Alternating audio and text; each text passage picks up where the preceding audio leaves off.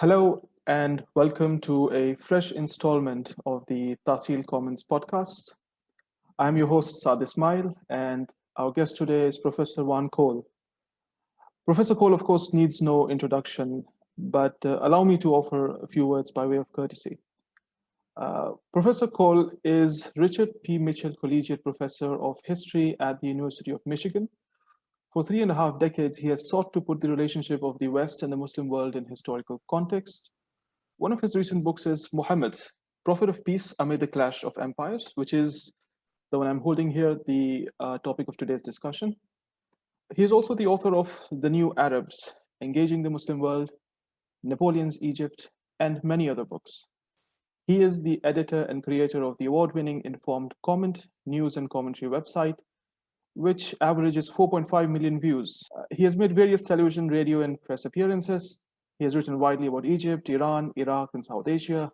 Professor Cole commands Arabic, Persian, and Urdu, and reads Turkish, not to speak of his knowledge of multiple European languages, of course.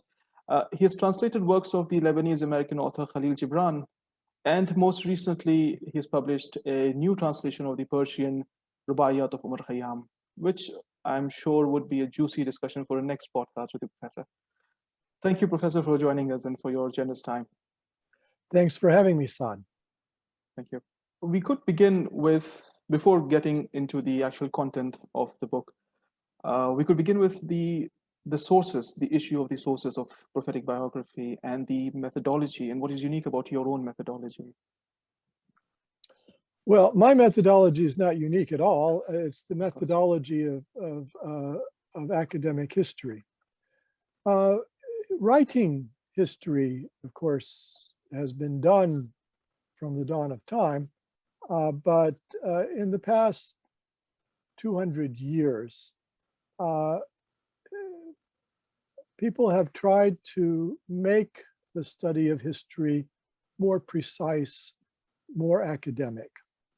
And in the 19th century, the late 19th century, especially German and Austrian historians developed a set of tools which now have spread to universities all around the world, and they are the tools used by historians in the universities of India. What the historians said was that when you're trying to analyze a historical event, the best sort of source that you could get would be an eyewitness to the event. Who wrote about it soon after he or she saw the event? So that's a primary source. That's the horse's mouth. That's what you want if you can get it, is something right from that time and written right from that time. Now, say you had an eyewitness to an event and 30 years passed and the person wrote a memoir. That would still be a primary source, but not nearly as good as one written right afterwards, because your memory plays tricks on you 30 years later. Things look different. They influence how you describe events and so forth. So a later source is not as good as an early source, even among eyewitnesses.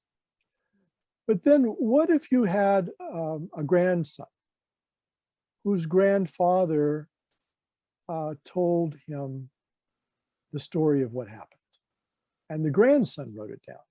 Or, of course, it could be a grandmother and a granddaughter. That wouldn't be a primary source. It might still be a valuable source because families do transmit information inside the family. But then what if you had someone who came along and interviewed the great-great-grandchildren and then wrote his or her own history based on those very distant and late sources? That would be what we call a secondary source. So an academic historian, a modern historian at a university who approaches the very earliest layer of Islam, is looking for material that seems to be primary or seems to be very early. And unfortunately, from this point of view, we only have one primary source for very early Islam, and that is the Quran itself.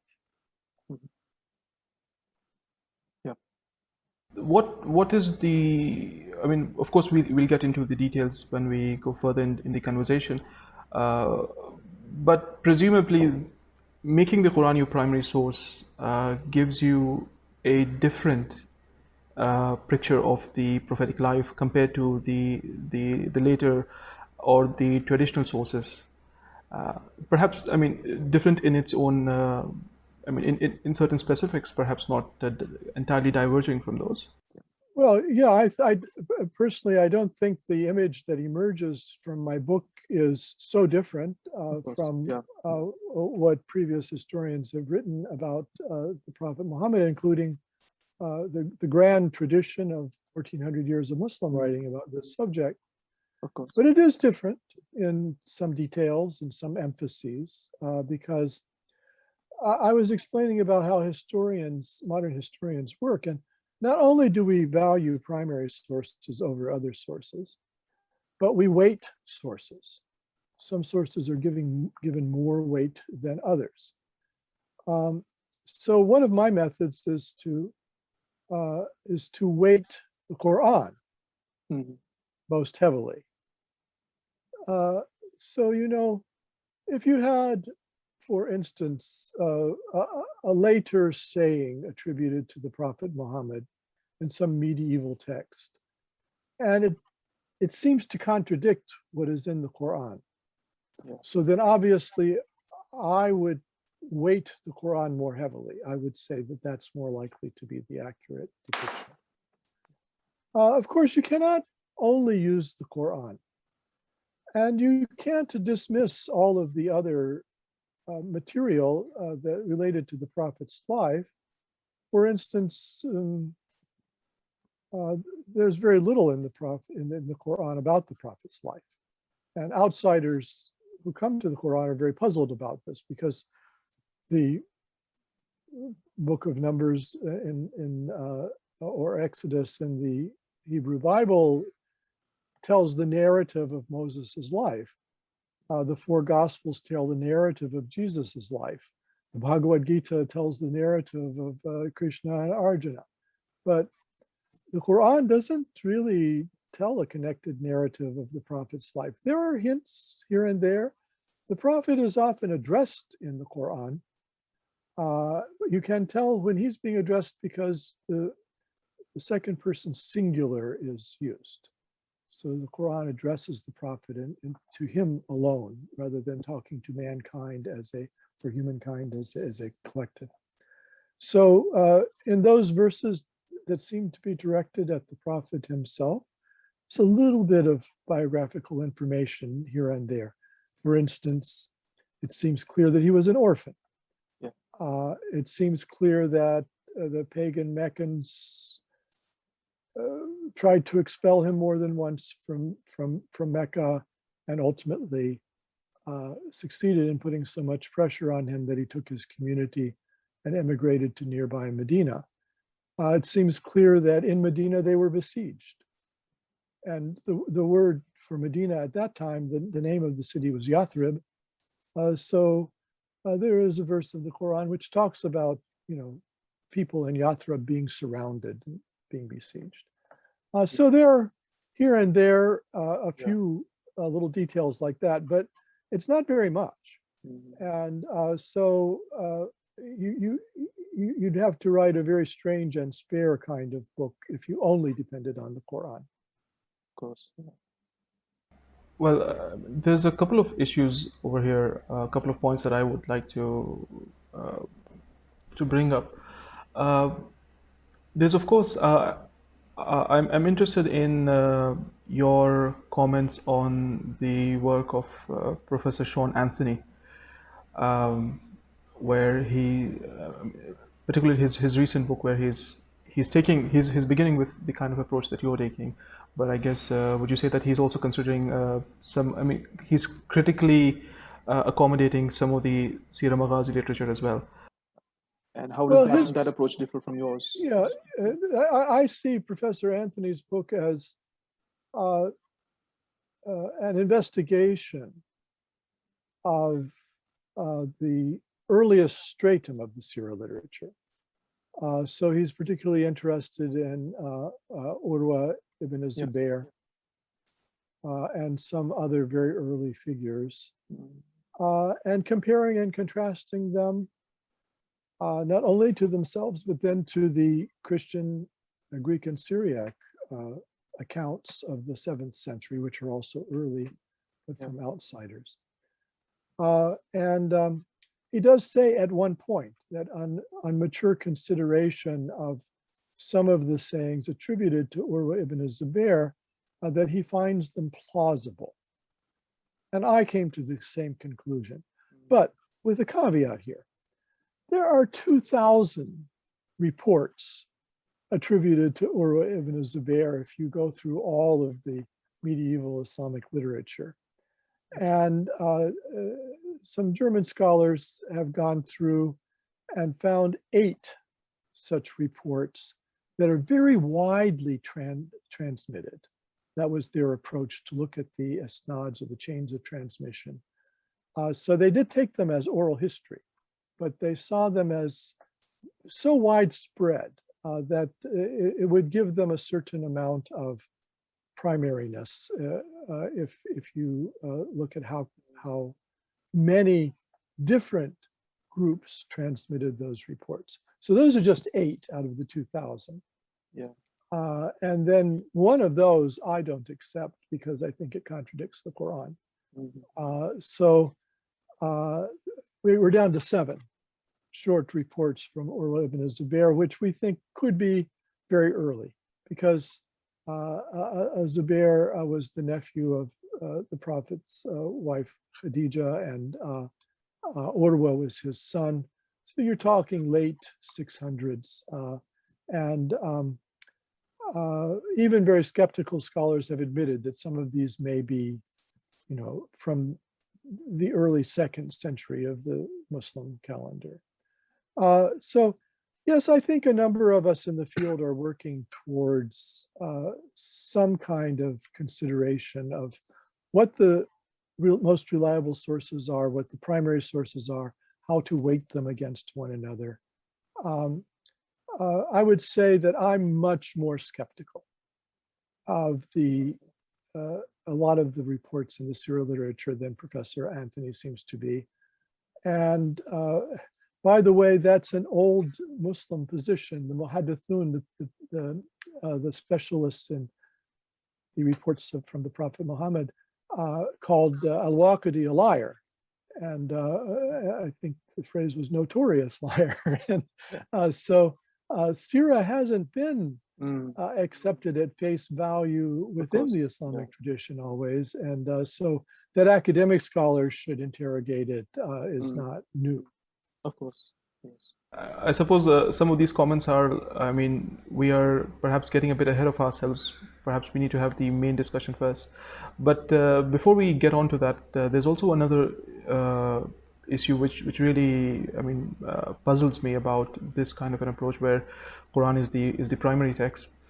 I mean, we are what we have in the Quran, would you say, is the narrative of the believers. I mean, for example, I mean, Walid Saleh says in his essay that paganism's point of view is not recorded for history. So I mean, is the Quranic view itself unbiased or not taking any sides? Well, it's impossible to speak a human language from a universal point of view. There's always a point of view, there's always a situation. And the Quran is very straightforward, that its point of view is that of a new monotheistic community that's extremely critical of paganism. And it's not entirely true that we know nothing outside the Quran about the pagans of Arabia. because there's archaeology and there are Yeah. inscriptions. Now, unfortunately, the inscriptions, by the way, are very voluminous. There are 50,000 rock inscriptions from pagan Arabs, from pagan Arabic speakers. And they've been very little studied until recently. So Ahmed al-Jalad has a new book coming out soon on the religion of the Arabian pagans based on these rock inscriptions. The rock inscriptions peter out around 400 of the Common Era. Islam arises in the early 7th century, and traditionally the dates are for the Prophet's preaching are 610 to 632. So this is 200 years after the last rock inscription. And in pagan religions, things can change very quickly. We don't have, near evidence.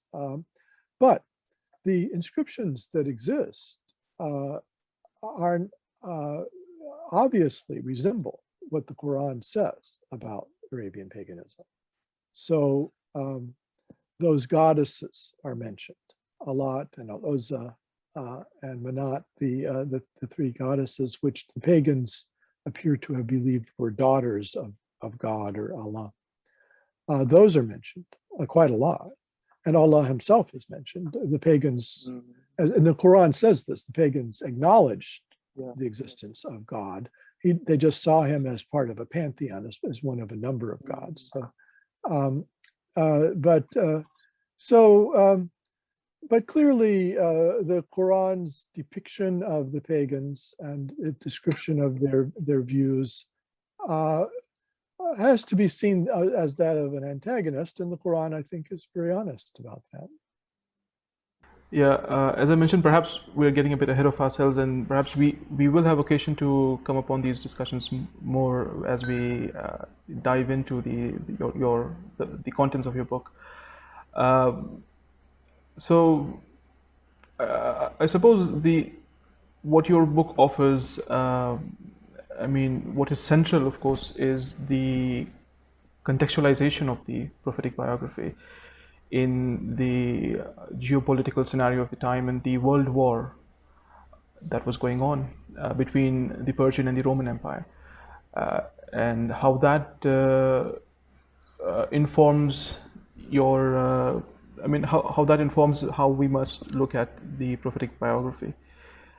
So, could you elaborate a bit on the context of those times and why what is significant for the life of the Prophet? Sure. Let me just back up and say that the academic study of the Quran has primarily been conducted in the European and North American academy and the universities of those regions. And there have been important Muslim scholars who participated in that academic study. Fazlur Rahman is an example. But it's been, of course, the field is inevitably in Europe and North America dominated by non-Muslims.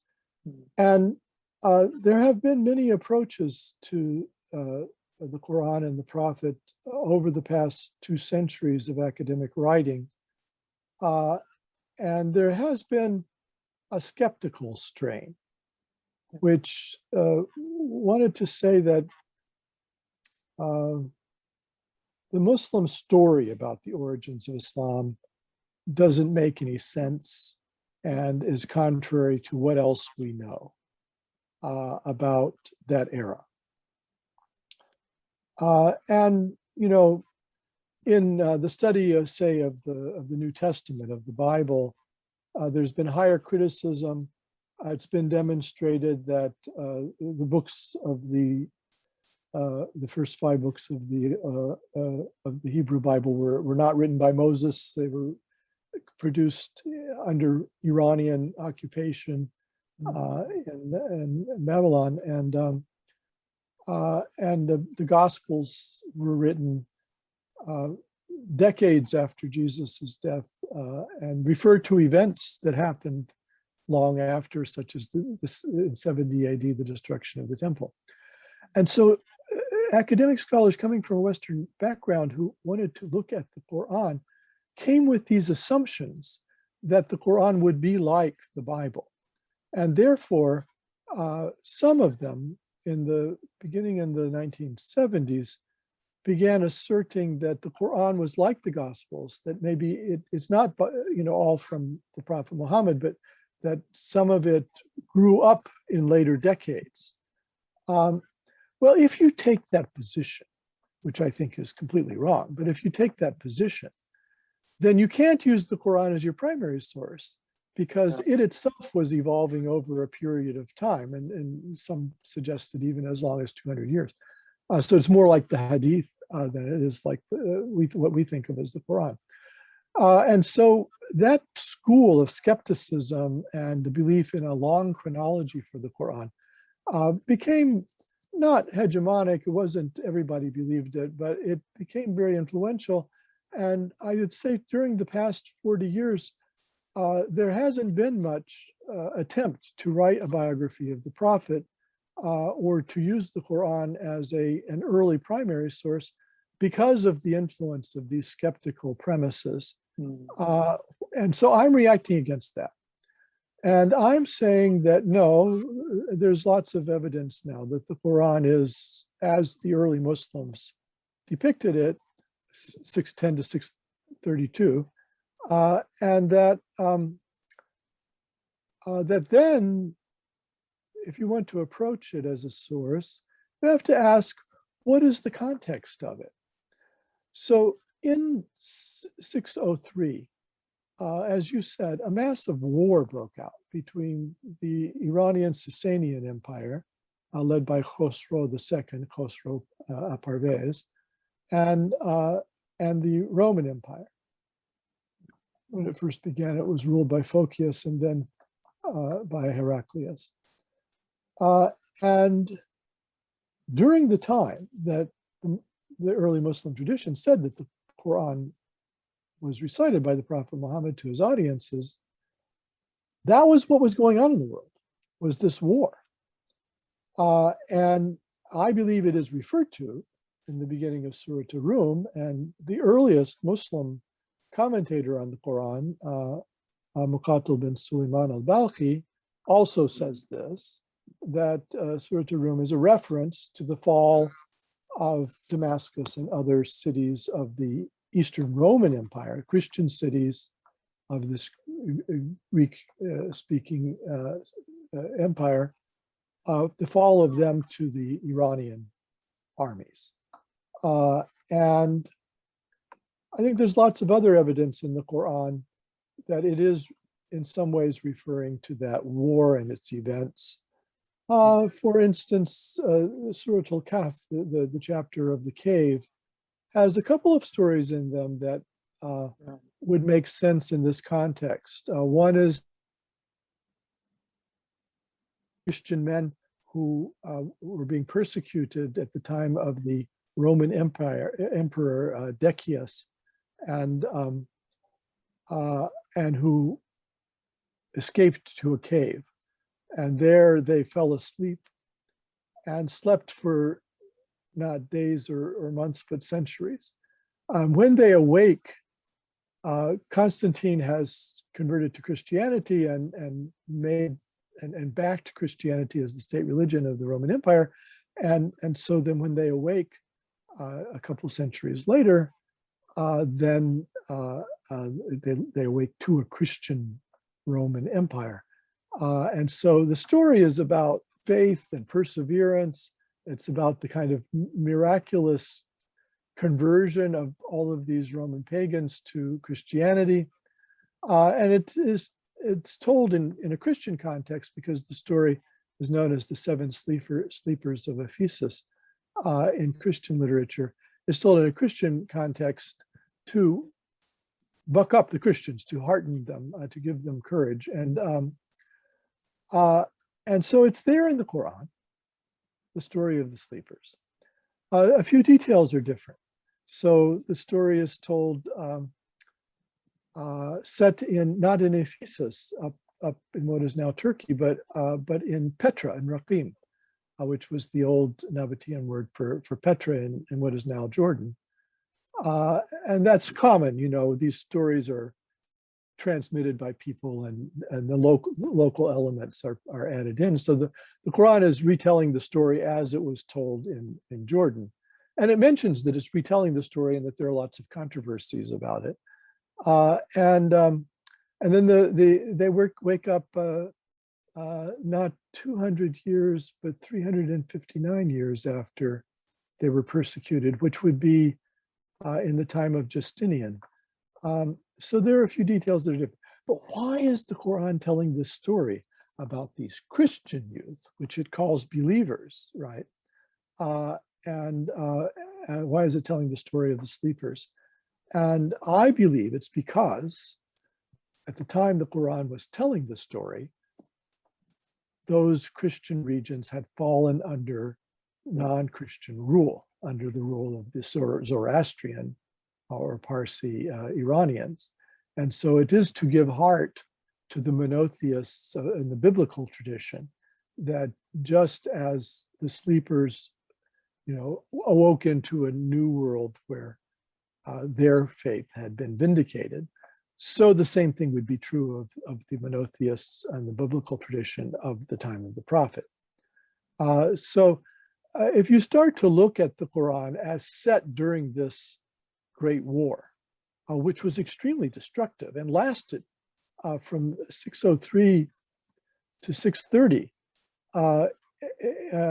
the Quran starts to look a little bit different.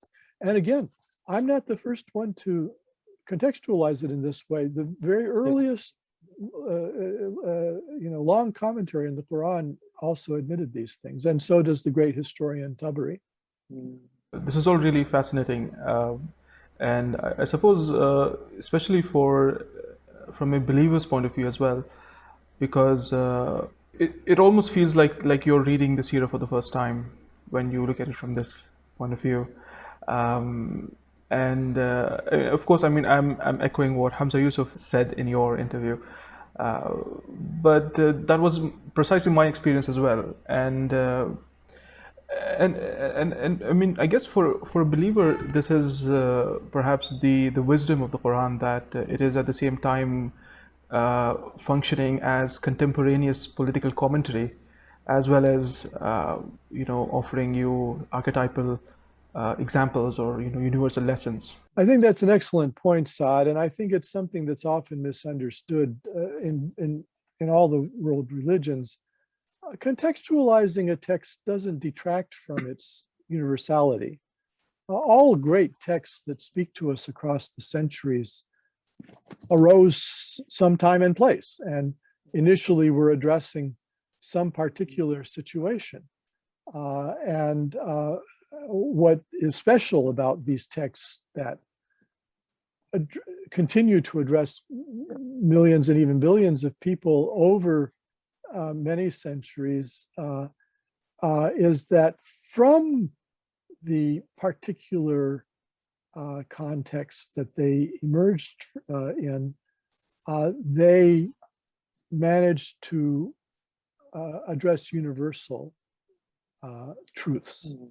And so I don't think it detracts in any way to contextualize these texts. And I mean, I don't think you can understand some aspects of them very well unless you do that. Of course. And there's a danger then, if they're not contextualized, of taking them in the wrong way, precisely because they kind of float out there without any context. And enemies of Islam, Islamophobes in Europe and the United States do this all the time. So I've had arguments with them on social media, but they'll take a verse from the Medina period where the Muslims are being attacked by the pagans, and it says, we'll fight them. And so then those enemies of Islam take it out of context and try to make it look as though Muslims would walk around and randomly attack non-Muslims. So context is very important to understanding the purport of the verses. I suppose we can perhaps delve a bit more about the way in which some of these examples or some of these Quranic political commentaries were functioning. For example, you mentioned a few examples, which some other examples are there in your book. For example, about uh, Heraclius is signaled or hinted as being Dhul Qarnayn, or Yes. the story of Dhul Qarnayn is a tacit signal towards Heraclius, and Khusro is seen as a parallel of the pharaoh. And could you perhaps elaborate on the significance of this kind of positioning of the political of the geopolitics of the time? Well, as Muqatil bin Sulaiman alleged, I think it's likely that the Prophet and the early community of believers in Mecca and Medina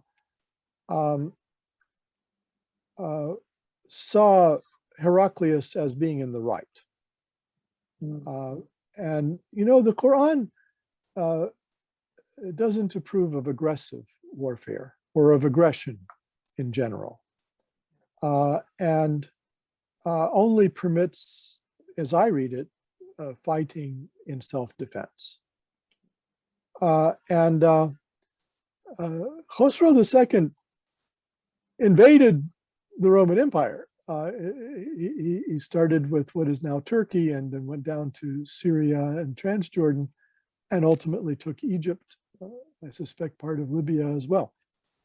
So this was an enormous aggressive expansion of the Sasanian Empire into the Near East from Iran. And I think the attitude of the Quran is that this is aggressive warfare and it's wrong, and that and then moreover, of course, Heraclius is a Christian emperor, and the Quran, well, it has critiques of what it sees as some of the excesses of some Christian theology. It speaks very highly of the Christians. And at one point it says that Christians will be exalted above the pagans until the end of time. And it calls them believers in the same way that it talks about the followers of the Prophet being believers. So I think the attitudes in the Quran are in favor of the position of the Christian Roman Empire during this war, and critical of the aggressive Zoroastrian Iranian attack. And so we know that the people around Heraclius in Constantinople depicted him as a new Alexander. And it's natural for them to make that connection because Alexander also fought the Iranian Empire. It was the Achaemenid Iranian Empire, the earlier one, and defeated it. He took the capital of Persepolis and destroyed it. And Zoroastrian texts view Alexander as next to the devil. They see him as a great destroyer of Iranian Zoroastrian civilization. And since Heraclius was in this no-holds-barred battle with the Sasanian Empire, so the people around him did propaganda in his favor. And remember, these Christians of his empire, and it was the bulk of his empire in what is now Turkey, Syria, Palestine, Egypt, were under Iranian rule at this point. But they seem to have sent texts to those Christians about Alexander with the implication, because this is dangerous, right, to do propaganda for the Romans inside the Iranian Empire, with the implication that stories of Alexander are being told with the implication that Heraclius is the new Alexander.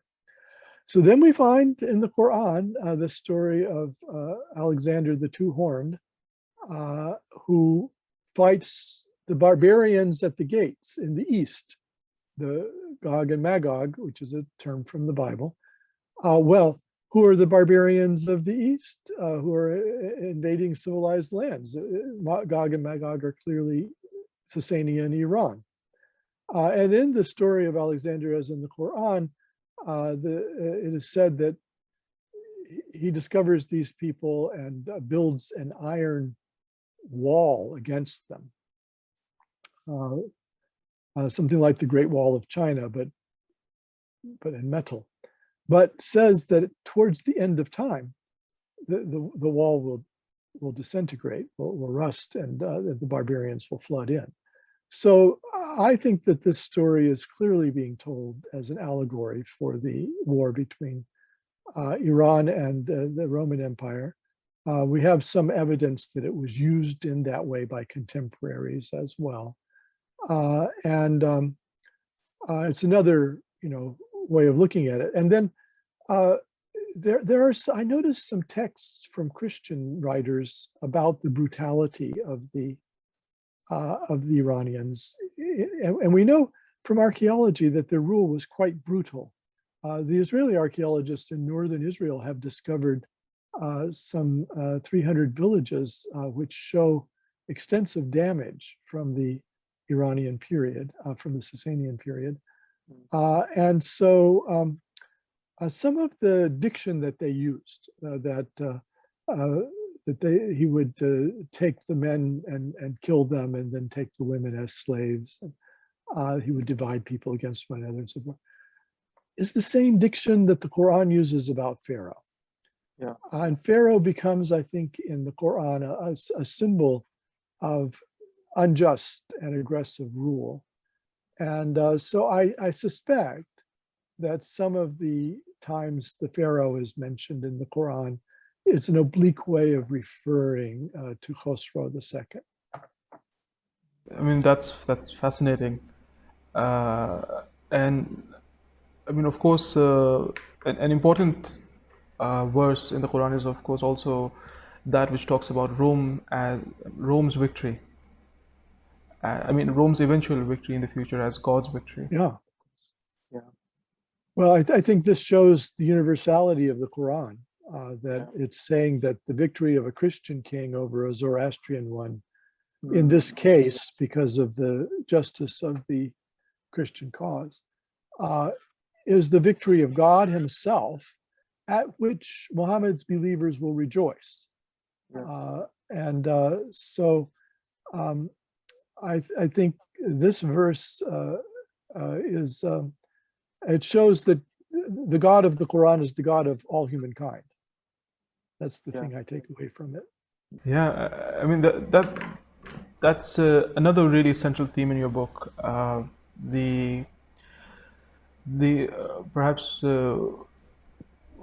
what can be termed the Quranic view of other religions, and I mean this is another important discussion. Perhaps we can get into that right now. So of course the question is, what is the meaning of Islam and Kufr in the prophetic time, and is it the same Islam that we know as the historical tradition of Islam, or is it a more broader kind of connotation does it have? Yeah, I personally believe that through the Umayyad and Abbasid periods, the early Muslims came into conflict with the Byzantine Empire, for instance.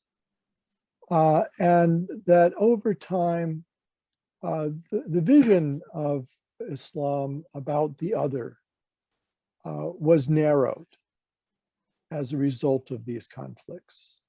In some instances, it's war propaganda. Want the enemy to be the enemy, to be viewed as the enemy. So I think that the Quran spoke so highly of Heraclius and talked about his victory over the Iranians as a victory of God, maybe became a little bit of an embarrassment to the Abbasid Muslims who were at the front fighting Heraclius' successor, and didn't want the Byzantines to be able to make propaganda with the Quran. And so I think the words in the Quran changed their meaning dramatically over the next 200 or 300 years. And so kafir in the Quran comes to mean for some Muslims, not all I don't think, but for some, any non-Muslim. Whereas I did a very intensive study of the use of the word kafir in the Quran. And I believe that it is never used in an unmodified way for anything but Hijazi pagans. That's what the word means.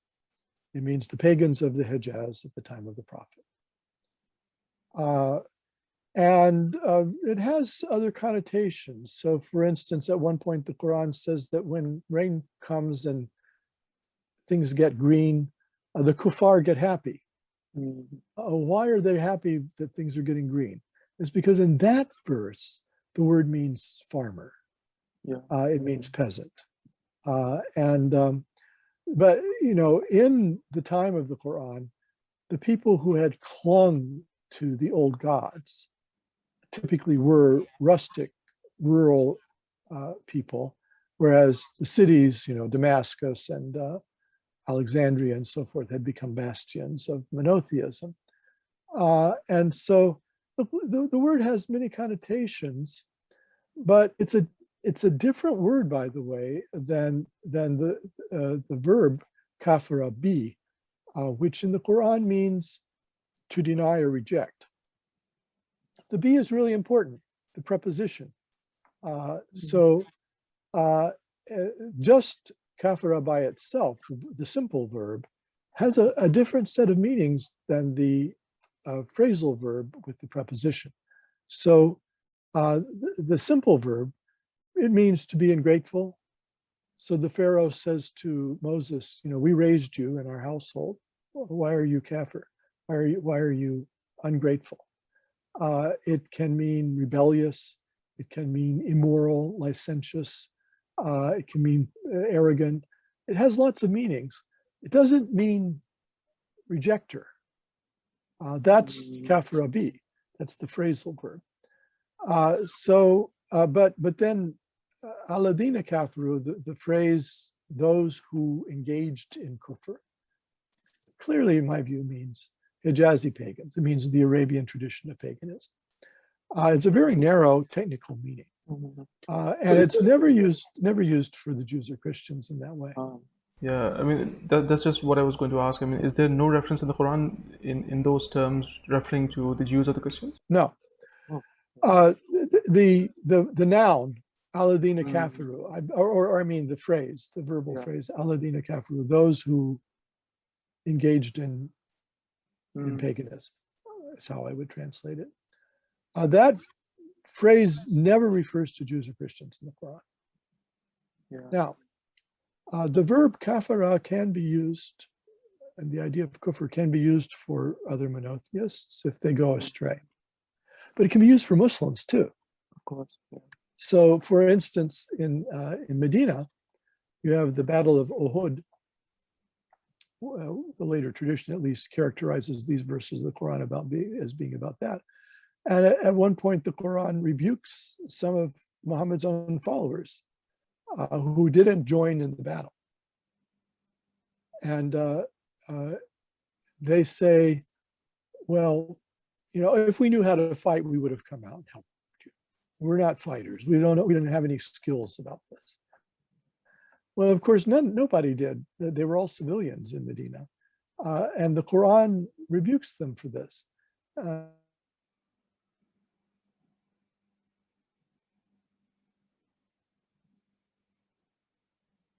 He says, well, what's in your heart is not that day when they said that they would have come out if only they knew how to fight. They were closer to kufr than to iman. They were closer to paganism or blasphemy than they were to faith.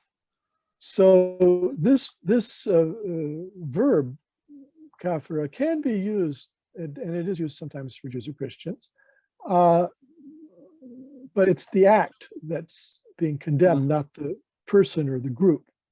But when the Quran says, alladina kafiru, those who paganized, It never uses that phrase for Jews or Christians. And al-Kafirun, also the pagans, is never used for the Jews or the Christians. So, and you can see the contrast in the Quran itself. There's a surah, a chapter which addresses al-Kafirun. And it says, we don't worship what you worship, and I have my religion, you have yours. Then there's another verse that addresses the Jews and Christians. It says, your God and our God are one God. We believe what was revealed to you and what was revealed to us. So how could you possibly believe that the Jews and the Christians could be al-Kafirun, could be the same group as the pagans, when in the Quran itself, there's such a strong contrast between the way it talks about the two. And then with regard to Islam, in the Quran, Islam does not mean the religion of the Prophet. It just doesn't. The religion of the Prophet is part of what Islam means, but the word does not mean the religion of the Prophet. And for this reason, the active verb, verbal noun, the gerund is Muslim. Well, all monotheists are called Muslim in the Quran. Abraham is a monotheist, is a Muslim. Moses is a Muslim. And the disciples of Jesus are called Muslim. So being a Muslim is something that predates Islam. It predates the religion of the Prophet. And of course, there's also the sense in which entire creation is Muslim. I mean, yes, I mean it means acknowledging the oneness of God. Al-Islam means acknowledging the oneness of God, and I think it has a sense of the Abrahamic tradition. You would say in Urdu, Miras Ibrahimi. That's really what Islam means in the Quran. So, there's the point at which God addresses the Prophet and says, today I've made Islam your religion. And Muslims take that to mean, well, okay, everybody better be Muslim because God has made Islam the religion.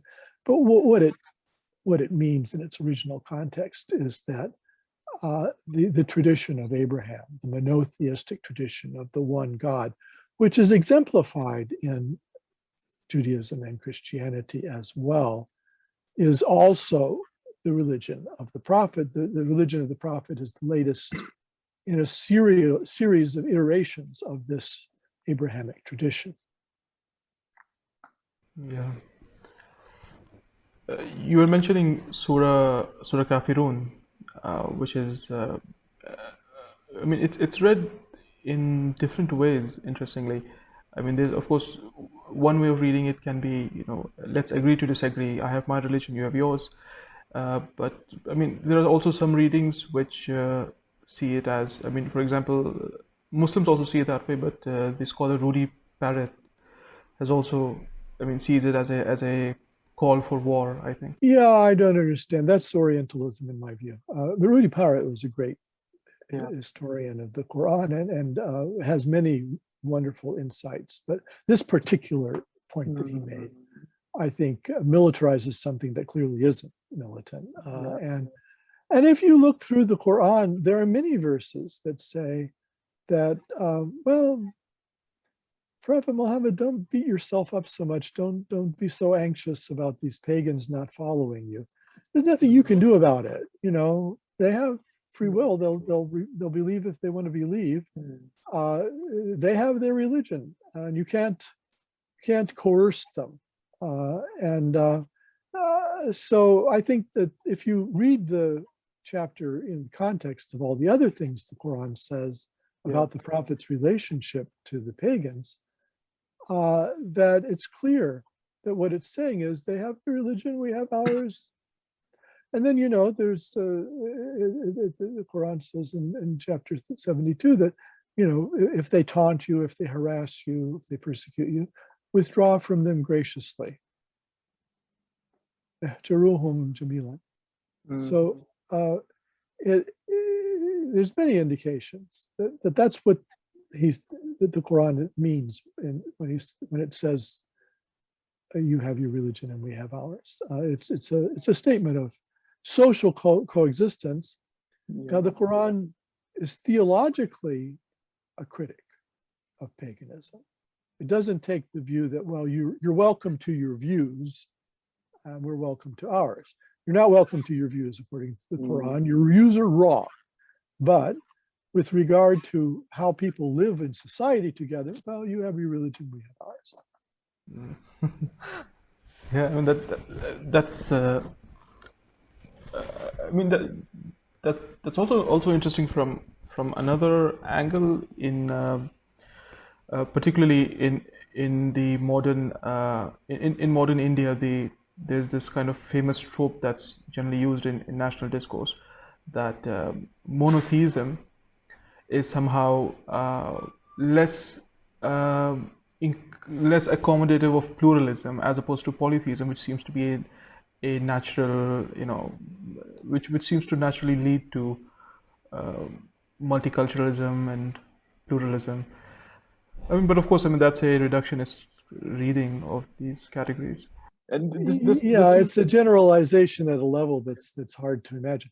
The Romans were pagan, and they are famous for their persecution of the early Christians. Right? Yeah. So I can think of lots of historical examples where people who had a generally polytheistic system were quite intolerant of certain groups, I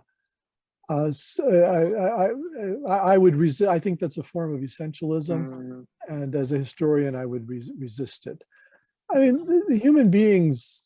I've lived all around the world, and I've seen a lot, and I've also read a lot, and I think human beings are very similar to one another. They're a new species. We're only a couple of 100,000 years old, maybe 300,000 at most, and we haven't had time to diverge from one another. The Irish and the Chinese, who are at the two ends of the kind of spread of humanity through the earth out of Africa, are genetically almost identical, and we make a big deal, out of our differences.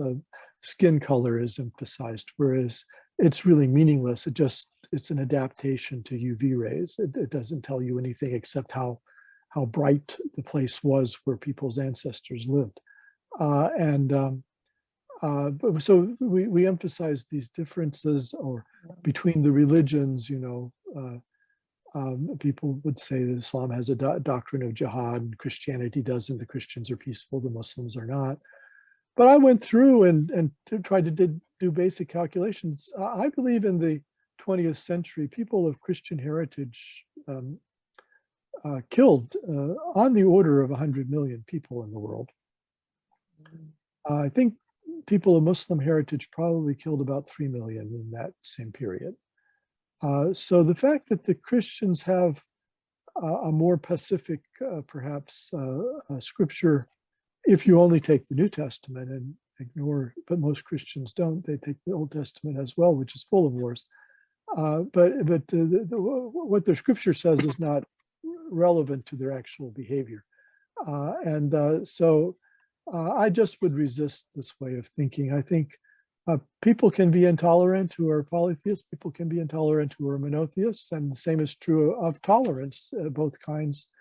So, in Muslim South Asian history, Mirza Mazhar Jani Janan, the great Sufi of the 18th century, explicitly calls Krishna one of God's messengers. There's a Muslim tradition of tolerance on Sufi and Neoplatonic grounds that's very widespread and still exists in much of the world. Now we don't hear so much about it compared to the more militant Salafis, but no, I would reject that point of view. Yeah. I know it's not yours. Yeah, of course. Yeah, I mean, interestingly, this view is espoused by someone like Shashi Tharoor, uh, the famous politician as well as a prolific writer. Um, uh, I mean, this also seems relevant to me because there's another related trope in Indian national discourse, which I mean, all of this seems relevant to the prophetic ethos with regard to pluralism and with regard to the multiplicity of religions, because about Indian Islam, for example, I mean, this is an anecdote from a Jaipur literature festival which I had attended few years back when things were still open. Um, and Salman Khurshid, who's a famous politician and a writer in India, he was one of the panelists, and he was speaking about the uniqueness of, I mean, these are his words. The uniqueness of Indian Islam is that, I mean, this is how it differs from Arabic Islam or Wahhabi Islam, uh, in that it has always been a kind of syncretistic tradition. That Indian Islam is so great because it has taken from Indian traditions and Hindu traditions, and only, I mean, the logic is that syncretism is a mark of pluralism. But of course, I mean, this the prophetic ethos seems to be theologically unrelenting or uncompromising, while at the same time being socially ecumenical, which is a really important nuance, I think, especially in these circumstances as well. I think the Quran is also theologically ecumenical. Of course, yeah. I think it acknowledges the truth of Judaism and Christianity, Yeah. perhaps even of Zoroastrianism. And I think for the Quran, I see the Quran as impatient with theological wrangling. The Quran, and then there was a lot of theological wrangling in the time of the Quran, right, between various sects of Christianity who were killing each other over these things. And I think it's impatient with those the concentration on minutiae. And so I think that the Surah of the Cow, Al-Baqarah 262, it says that Jews and Christians and Sabians and Muslims who believe in the one God and believe in the resurrection day and who live righteous lives have nothing to fear in the afterlife. And so I think that's actually the credo of the Quran, is that getting into heaven just as three things: belief in the oneness of God, belief in that you will be judged by God, and then the belief in and the action of living a righteous life. And that's it. And that's how you get into heaven. And it explicitly says that other monotheists are eligible. I think the inclusion of this group that the later Muslim tradition doesn't know who they were, the Sabians, is an example of how universal this sentiment is. Personally, I suspect that the Sabians are what I call pagan monotheists. They are those Roman pagans, had a movement under the influence of Judaism and Christianity in late antiquity to say that, they used to worship Zeus and his wife Hera and his children Athena and so forth. And that I think these were pagans who said, no, only Zeus. The others are just angels. There's only one God. And they didn't convert to Judaism or Christianity. They remained, pagans. But they're very similar, to some modern Hindu groups like Brahma Samaj, I think, who, are a kind of ultimately monotheist and see the other gods as manifestations of the one. So I think those are the Sabians that the Quran mentions. So I think the Quran has a very universal point of view on salvation. And that's been lost sight of in the later Muslim tradition. So the Christians and Muslims and Christians and Jews and other monotheists are not kafirs, and they're not going to hell. And contrary to what I think probably a majority of modern Muslims believe, according to the Quran at least. And just about Sabians, would you say that these are the same as the Hunafa that were recognized as, I mean, those in the Abrahamic tradition of, Yeah, there are stories in the Syria literature and the early Muslim biographies of the Prophet that there were individuals in the Hijaz in Western Arabia who renounced the many gods and became a kind of monotheist, but who didn't necessarily become Christians. Yes, I think, however, it was a much more widespread phenomenon than the Syria literature any longer knew about. So I think there were such people in Damascus and in Alexandria and so forth, as well as in the Hijaz. And I think that, the paganism of that era was deeply influenced by Greek and Roman religion, even though they had their own local Nabatean and Arabian gods. Those tended to be hybridized with the Greek and Roman ones. So Allah was called Zeus, and Alat was Athena.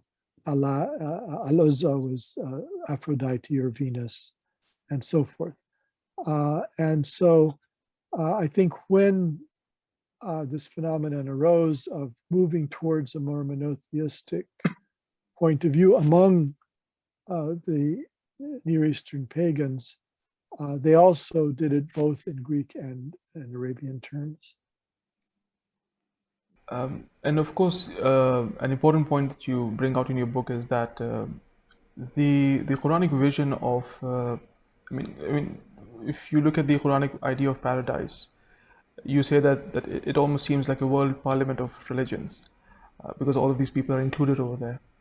But I mean, apart from the eschatological significance of these things or the salvific significance, these are, I mean, this is also an important point from the view of the Prophet's social milieu and how he wanted to direct his society here below as above. Yeah, I'm arguing that that the vision of heaven in the Quran, which is a concern of the Quran to depict heaven quite extensively.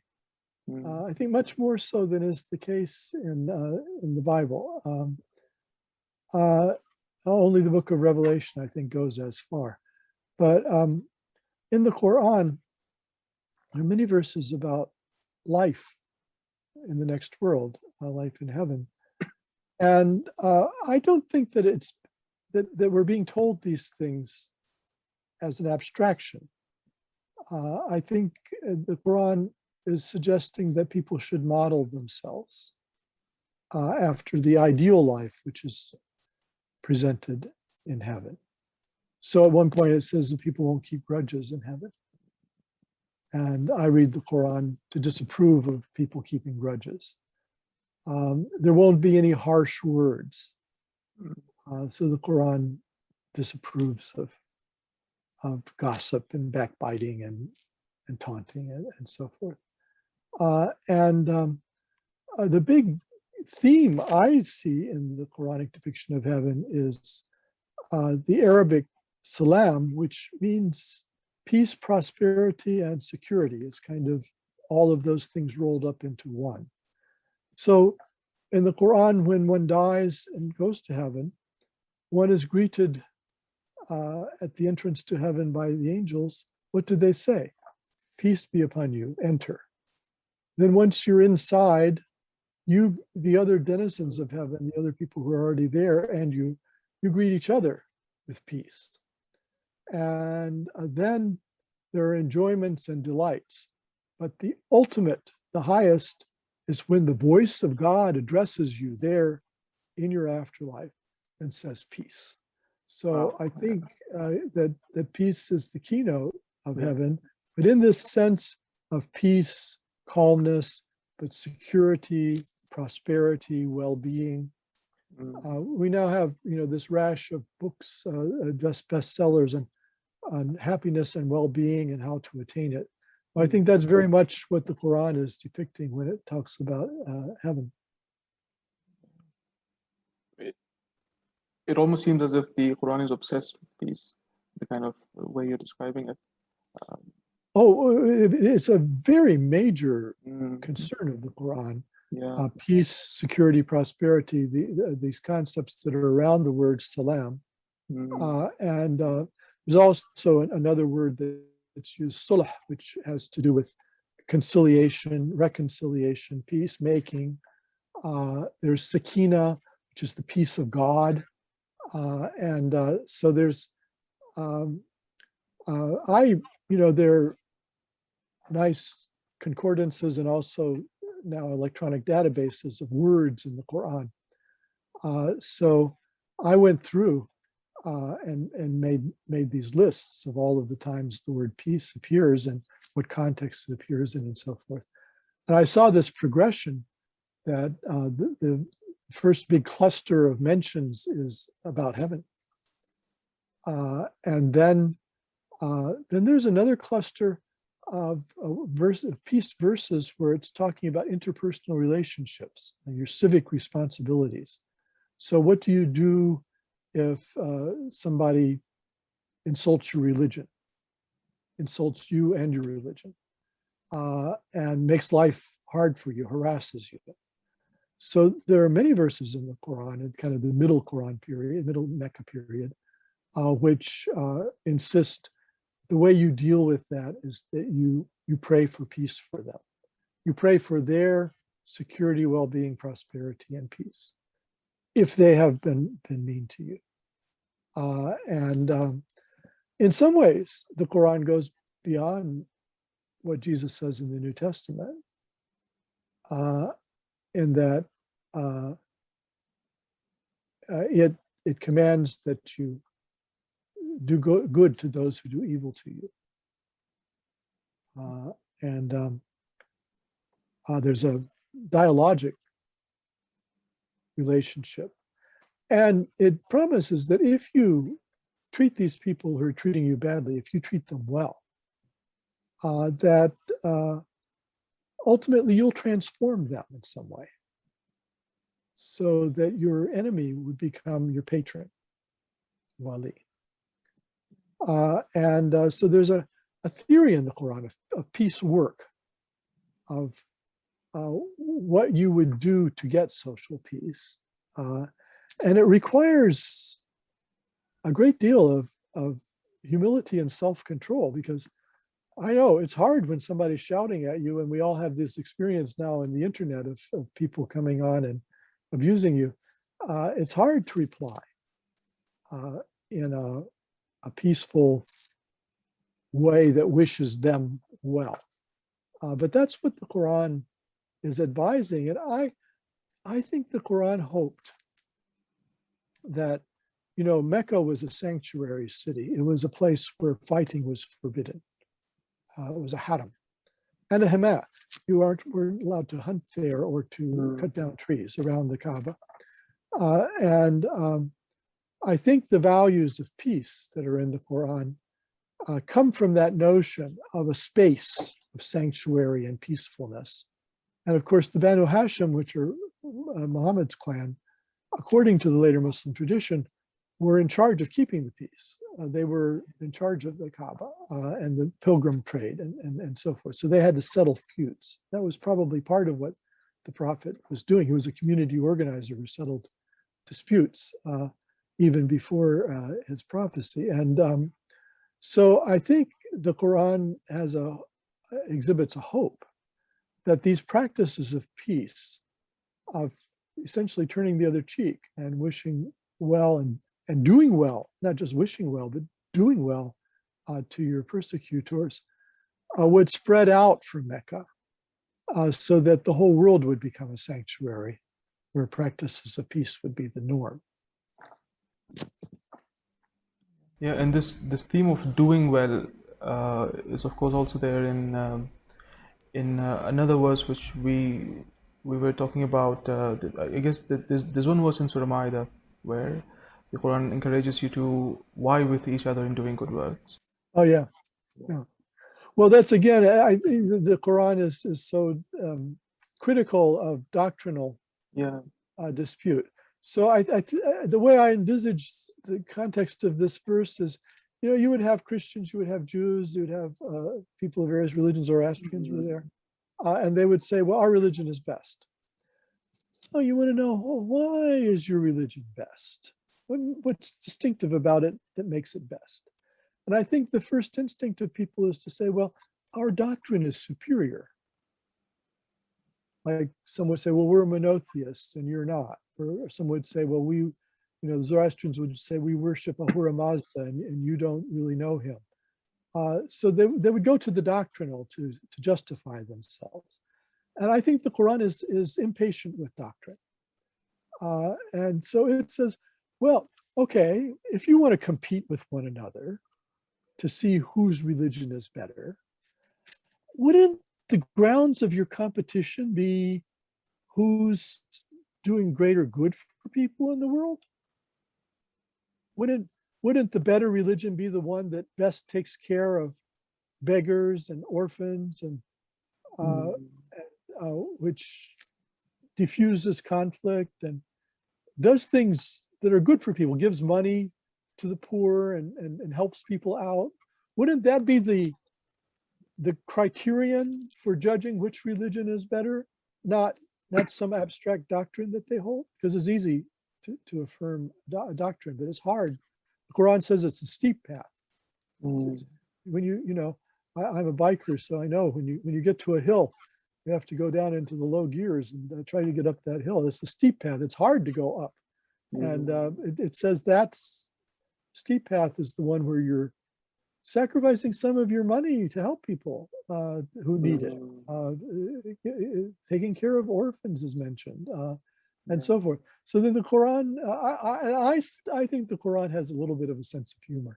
I think it's kind of making fun of these stiff-necked, doctrinally obsessed people who are boasting about how good their religion is, and saying, well, what have you ever done for anybody?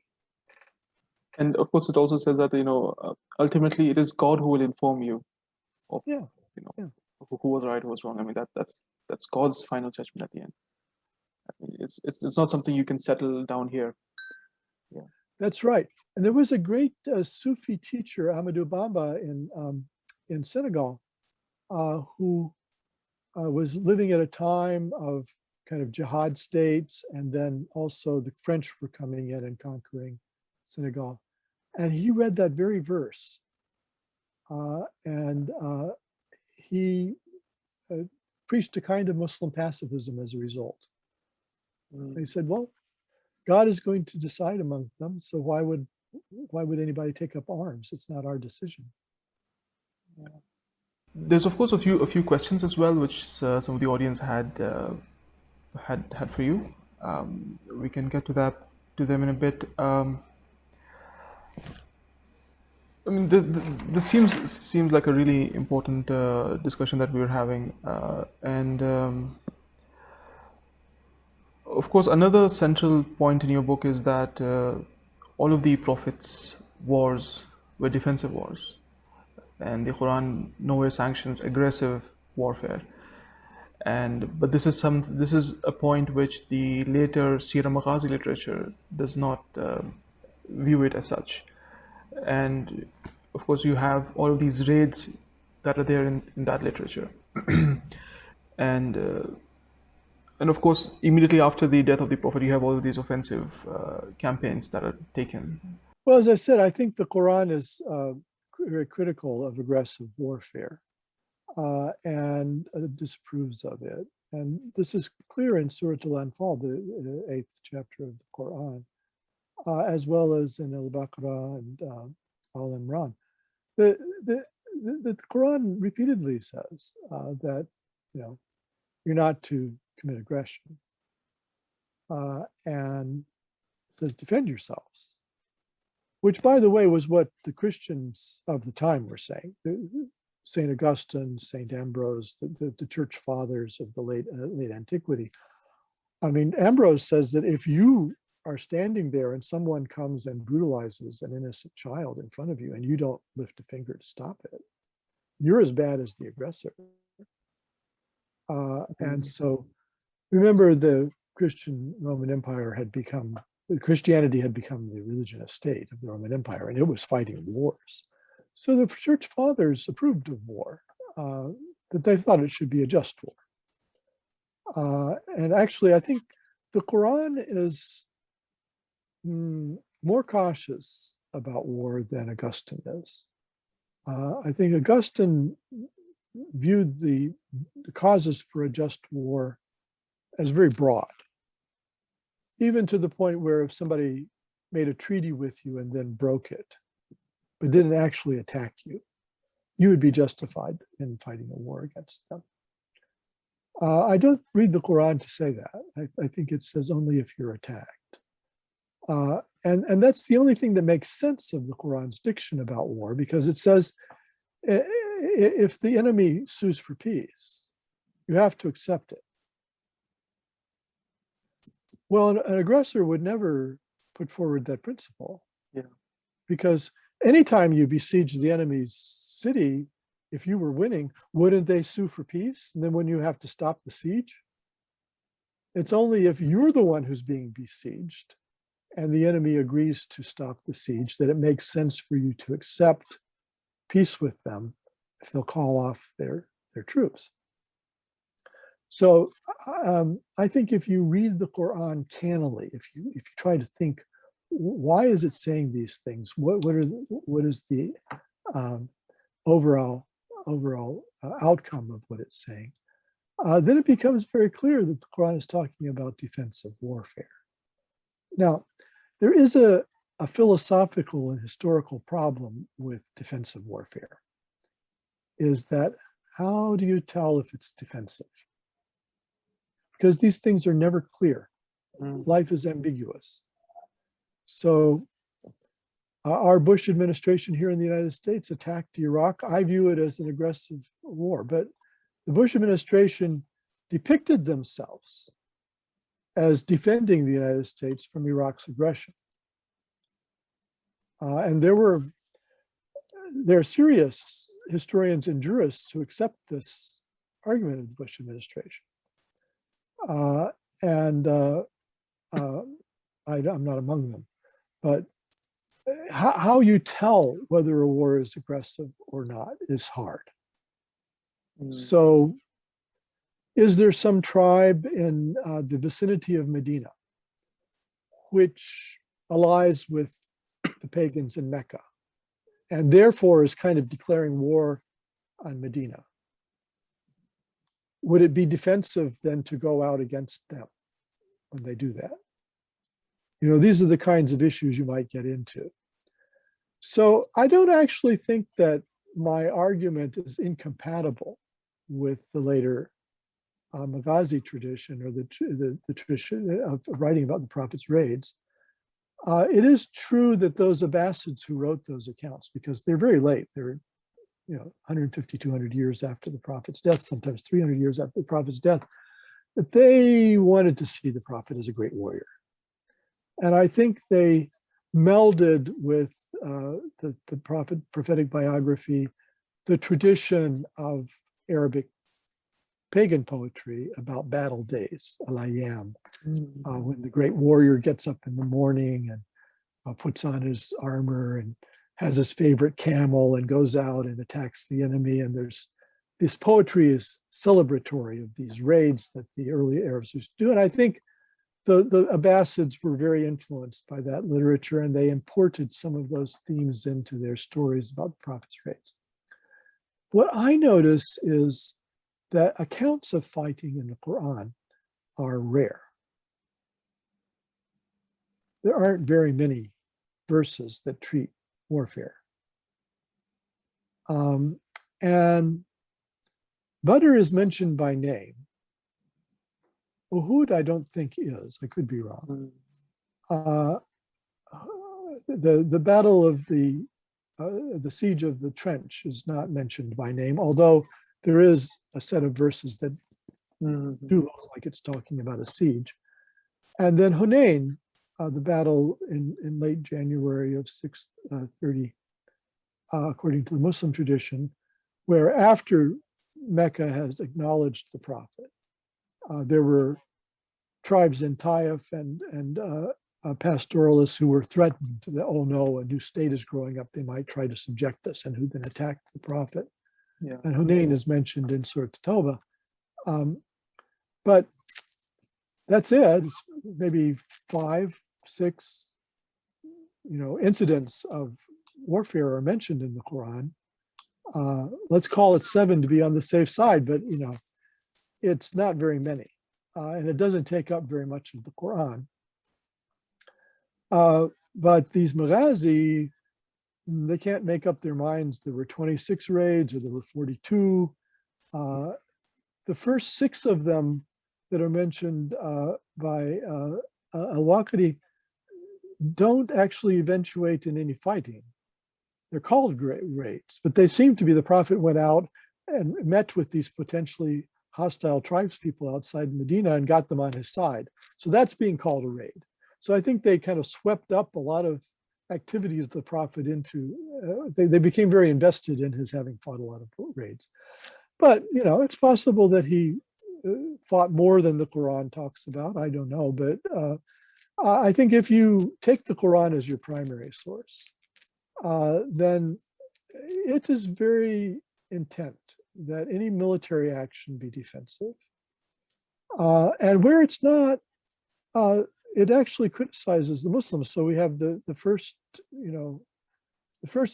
piece of violence mentioned in the Quran is the incident of Nakhla, where some Muslims were out in the countryside riding, and they seem to have come upon some pagans and fought with them. And it was the first day of one of the holy months when fighting was forbidden. The later Muslim accounts say that, well, they got mixed up, which was the day, and so forth. But the pagans criticized the Muslims that they're breaking ancient rules, that you don't fight during the holy month, and tried to do propaganda to the other non-Muslims that the Muslims are terrorists, that they're breaking these rules. And the Quran admits it says fighting in the holy month was wrong. And it says, well, but you did like property, and we have been wronged here. So it's, and then you won't let us worship at the Kaaba, which according to the rules of Arabia at that time, the Kaaba was a sanctuary. So everybody should have access to it. But the pagans cut the Muslims off from it for many years. So the Quran says that, yes, it's wrong what they did, but it's not like you guys haven't broken the rules of Arabian society quite a lot. In fact, much more than we ever have. So I think that if the Quran, if the early Muslims or the Prophet were involved in aggressive warfare, they would have said so, but it doesn't. It doesn't anywhere. And especially this point is really interesting about. I'm interested to know what would perhaps have been the self-perception of the pagans. Would they have perceived themselves as being in the moral right, or did they know that? Did they honestly believe that what they're doing is, unjust or unfair? What would Oh you say? no, I'm sure they believed in the justice of their cause. Human beings are like that. It's I'm not a scientist, but as I understand evolutionary psychology, if human beings through their history were always full of self-doubts, they probably wouldn't have survived as well. So we've probably been selected to be really good at justifying ourselves.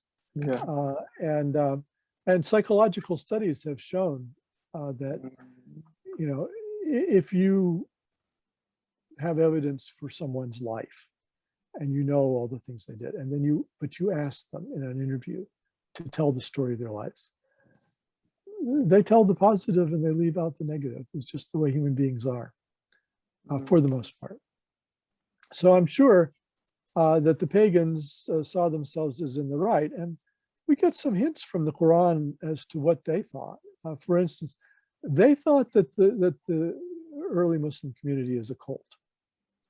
and that it's kind of stealing their tribe members, their family members from them and alienating them. So just as today, you have movements of deprogramming where people will take their child who's joined a cult and try to convince them to come back into the family. The early Meccan pagans would kidnap people. The Quran mentions this, that they would try to kidnap their family members and bring them back to paganism. So they saw Islam as something that was alienating their own families and clans from them. And they were, I think, outraged that the prophets should attack their gods. Actually, the Quran urges people not to attack their gods. Yeah. It says that, if you talk dirty about their gods, then they'll talk dirty about Allah. And, it urges people to be respectful of the pagan gods, but to recognize that the pagan story about those gods is wrong. And there are two things the Quran says about those pagan gods. One is some of the gods that the pagans worship don't exist. They're just figments of the imagination. So like the goddesses. The Quran says their names, they don't have any real existence. Other gods that the pagans worship might exist, but they're not gods. They're angels. They might be some kind of a supernatural being, but they're subordinate to God. They don't share in his divinity. They have to do what he tells them to do. They don't have free will. So like you go and worship one of these gods and ask that God for favors, you're crazy, because it's the one God over here that can give favors and which has will and which actually exists, whereas these people these gods that you're involved in from the Quran's point of view, either they don't exist at all, or they're lesser supernatural beings of some sort, subordinate to God. And so that tells us a lot about what the pagans themselves thought, and they seem to have been outraged that the prophet was withdrawing either the existence or the divinity from their gods.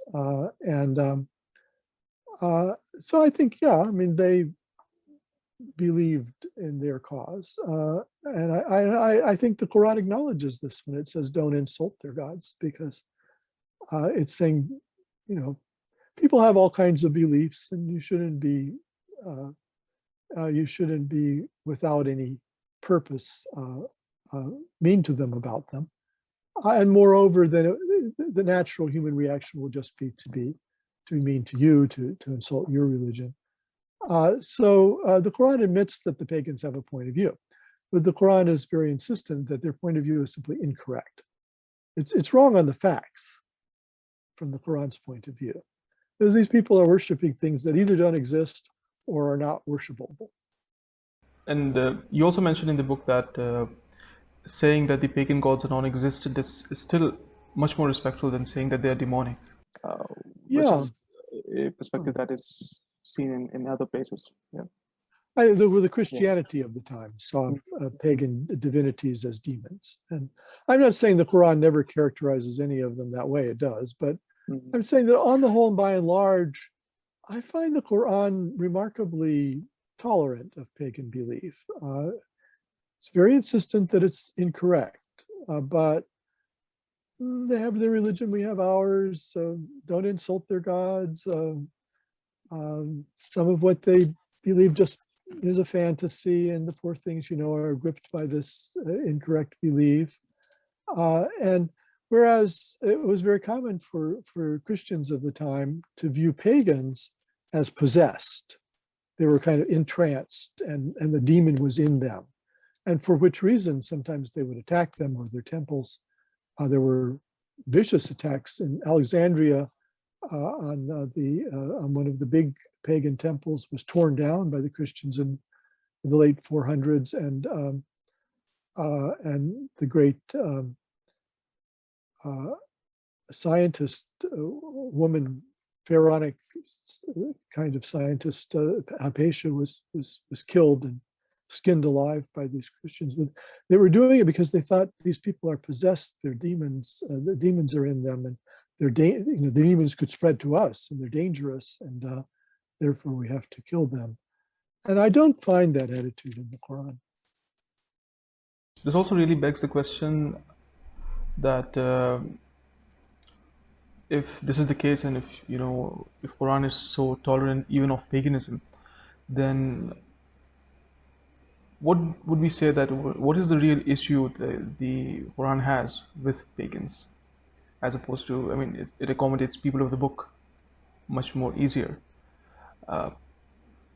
So what seems to be the real issue in the whole dynamic over there? Yeah. Well, the Quran criticizes those Hijazi. Remember, I'm saying that it's talking about a particular set of traditions in Western Arabia. So the Quran characterizes them in various ways. First of all, some of what they do strikes the Quran as immoral. So their religion involves them in activities that the Quran views as immoral. The Quran is very discreet and doesn't tell us what is the form of the immorality. Did they have temple prostitution, for instance? They had those goddesses, right? So it's possible. But whatever it was, they were doing things that were morally wrong according to the Quran, and which they thought was part of their religion to do. And then it does mention, it does mention female infanticide, of course. Well, it does mention that that the pagans were highly patriarchal, that they really wanted sons, and they actually grieved, according to the Quran, when they heard that they had a daughter, and then they wondered, can I survive this humiliation, or should I kill the thing and bury it? Female infanticide was a phenomenon in the ancient world. We have evidence of it from pharaonic civilization and from ancient Greece. Anthropologists think that it's partly a birth control measure. In arid situations like Arabia, where rain might come, it might not come, people are always on the edge of starving to death. Wanted to keep down the population, otherwise at some point you'd have a vast famine and a lot of people would die. And so it's the females in the population that determine the natality, the birth rate. So by reducing the number of females, they would reduce their birth rate and avoid starvation. So I'm not justifying practice. I'm just saying that we have a lot of evidence for it. And also there were reasons for which they did these things. But the Quran is absolutely horrified at this practice and deeply criticizes the pagans, and it makes fun of them that they don't want daughters, they kill their daughters, but then they say God has daughters. So isn't that kind of, in their own terms, aren't they demeaning God? Yeah. Another important theme, I suppose, which we can touch upon before getting on to the questions, which is also central to your book, is you say that for the Quran, and it's really the coercion of conscience is something that the Quran is really big about. And could you elaborate on that a bit, please? Yeah, there in Surah Yunus and in Al-Baqarah, there are a number of places where the Quran talks about the Prophet just wasn't sent to make anybody do anything or believe anything. He's just there to preach. That's the only duty he has. So it's clear that, the Quran tells them, you get so upset that these people are going to hell and that they won't listen to you and so forth. Just, it's not your responsibility. You just calm down and accept that, you can't coerce them. It wouldn't be right to coerce them. Their conscience is their own. And by the way, this is not a very common attitude in the ancient world, because the Roman Empire coerced people into Christianity all the time, and St. Augustine approved of it. He said he didn't approve of it when he was young, but as he got older, he saw that it worked. You really could make people become Christians. And the Quran doesn't agree. It doesn't think that that's right. So in the Mecca period, the Quran is always telling the Prophet and the Muslims, the early believers, you don't have any authority. There are lots of words used for authority. They're not Musator, they don't have Sultan. There are a whole series of these words that are used. That who are you to coerce somebody? You don't have the authority to do it.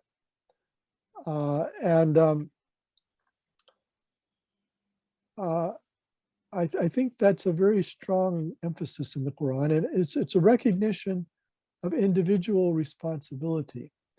And again, remember, we're talking about a clan society where families are very important to people, and even nowadays, it's often the case if a family member got rich, right, when you expect them to kind of take care of you a little bit, share it a bit.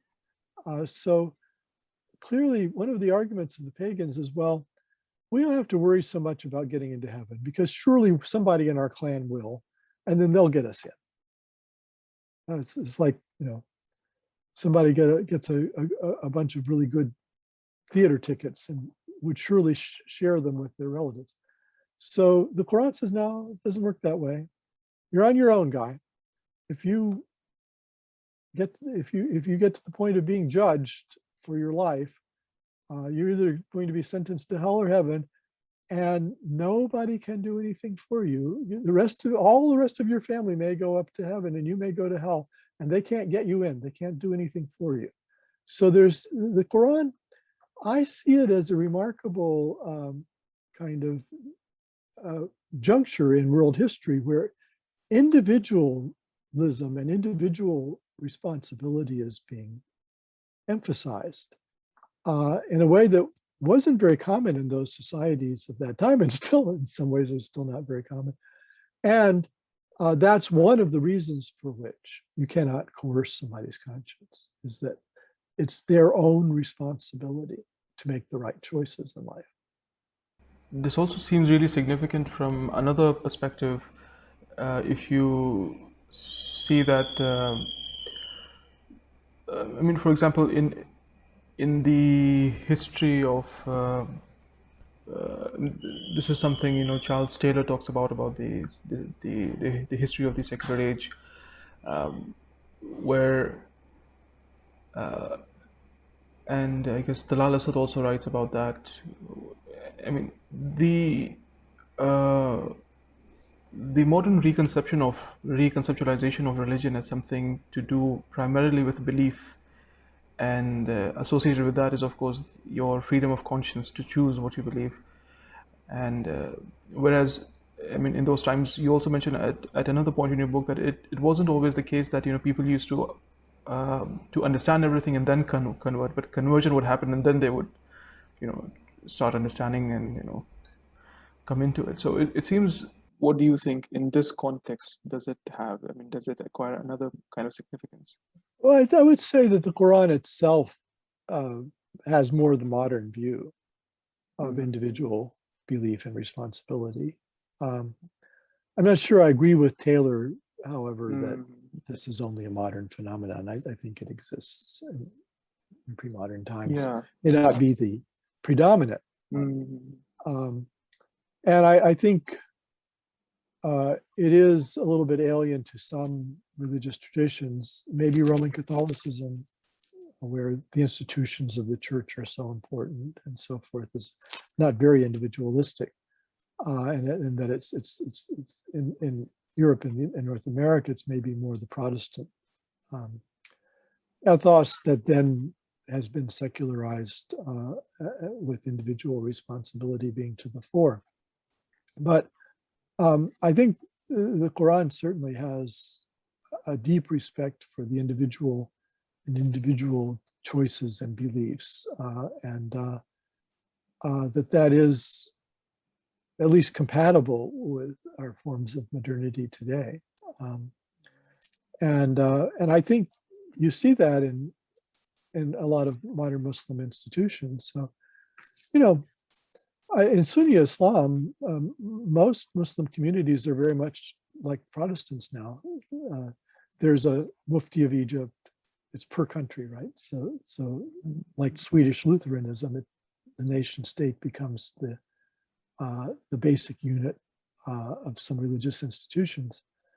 And then there's a lot of emphasis on individual choice and belief and so forth. But I think that's in the Quran.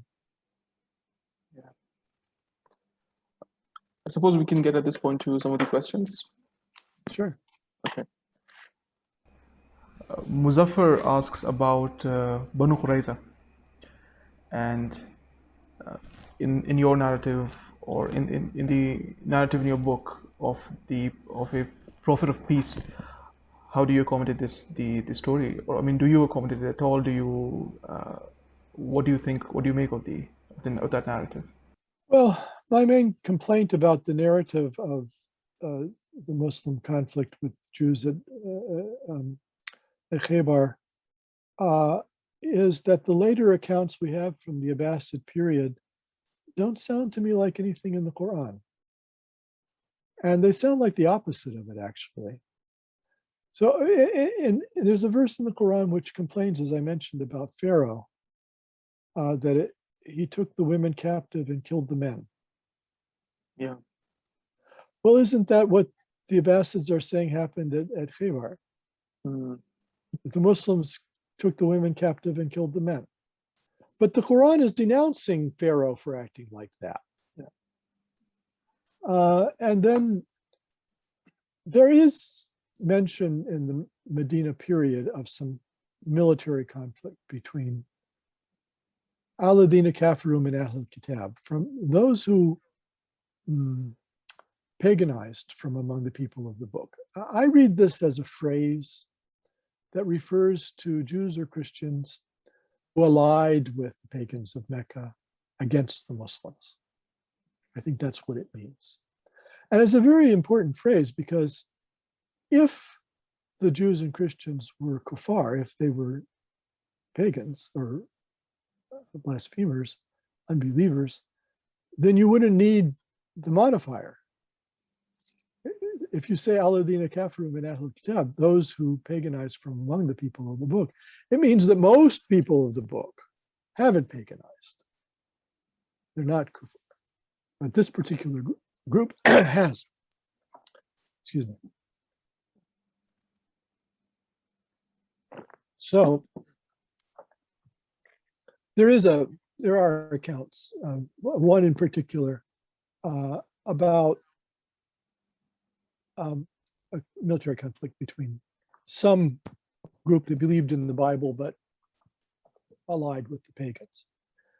But one of these accounts says in Al-Ahzab, it says, and the Muslims fought them, and the word to fight implies killing some, and then took them captive. So taking them captive comes after fighting them. In the later Abbasid accounts, they take them captive and then they kill them. It's the opposite of what the verse says. So I don't deny there may have been some military conflicts between Muslims and Jews in the Hijaz in this period, because there were some Jews who allied with Mecca against the Prophet. And by the way, the great classicist and historian Glenn Bowersock thinks that Jews in general in that period tended to ally with the Sasanian Zoroastrian Empire against the Christian Roman Empire.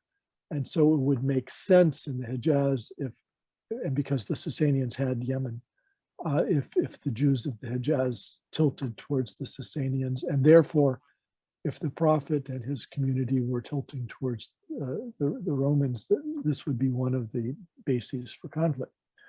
But the details of these Abbasid era stories of a Muslim massacre of these Jews, of Jewish prisoners of war, that just seems, it's not in the Quran, and it's not like what's in the Quran.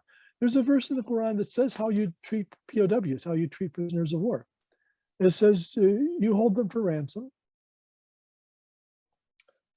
for a year, and then ultimately you let them go if you don't get the ransom.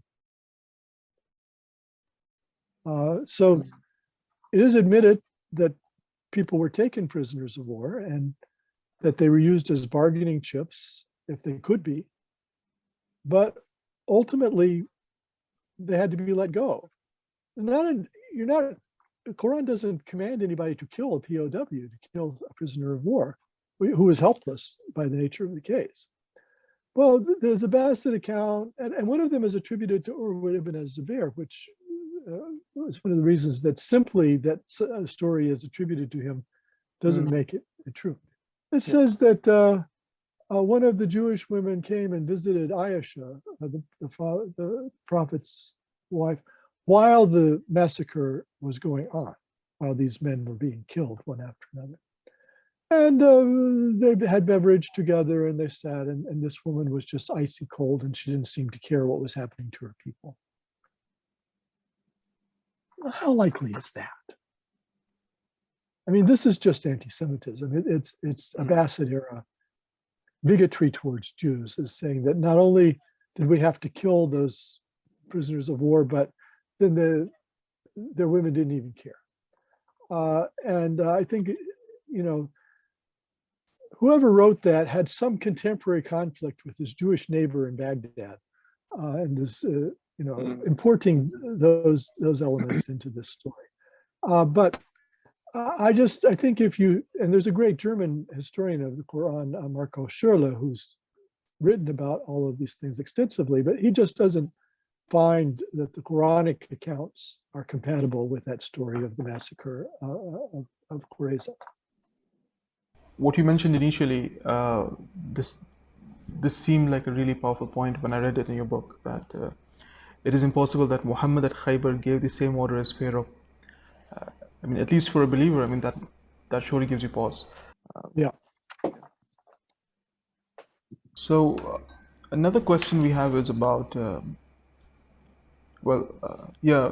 this is perhaps a bit related. It's about prisoners of war and taking prisoners of war as slaves, and the whole institution of slavery, which is of course not a topic of your book precisely, but how do you think that relates in this idea of seeing the Prophet as a peacemaker?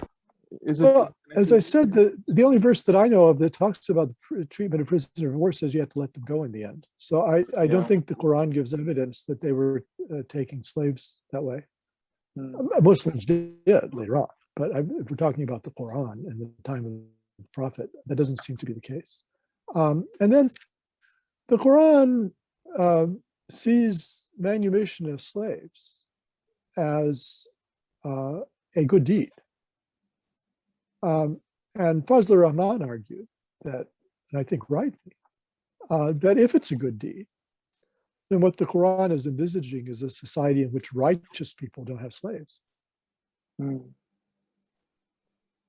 So it doesn't outlaw slavery, and it permits it. But it says if you want to live a righteous life, you would give up your slave, which, by the way, is not what the New Testament says. So the Quran is in advance in this regard on the New Testament. But why is it a hasana? Why is it a good thing to give up your slave? Slaves are useful. They make you money. Why would it be good to give it up? Surely the implication is that there's something at least slightly wrong with it, the institution of slavery. Yeah. I concur with some of the modernist thinkers like Muhammad Abdu and Fazlur Rahman that the Quran is a critic of the institution of slavery, not in an immediate sense. It doesn't abolish it immediately, but in the long term, I think it envisages it ultimately, just as I think it envisages an ultimately peaceful society, I think it envisages an ultimately slave-less society.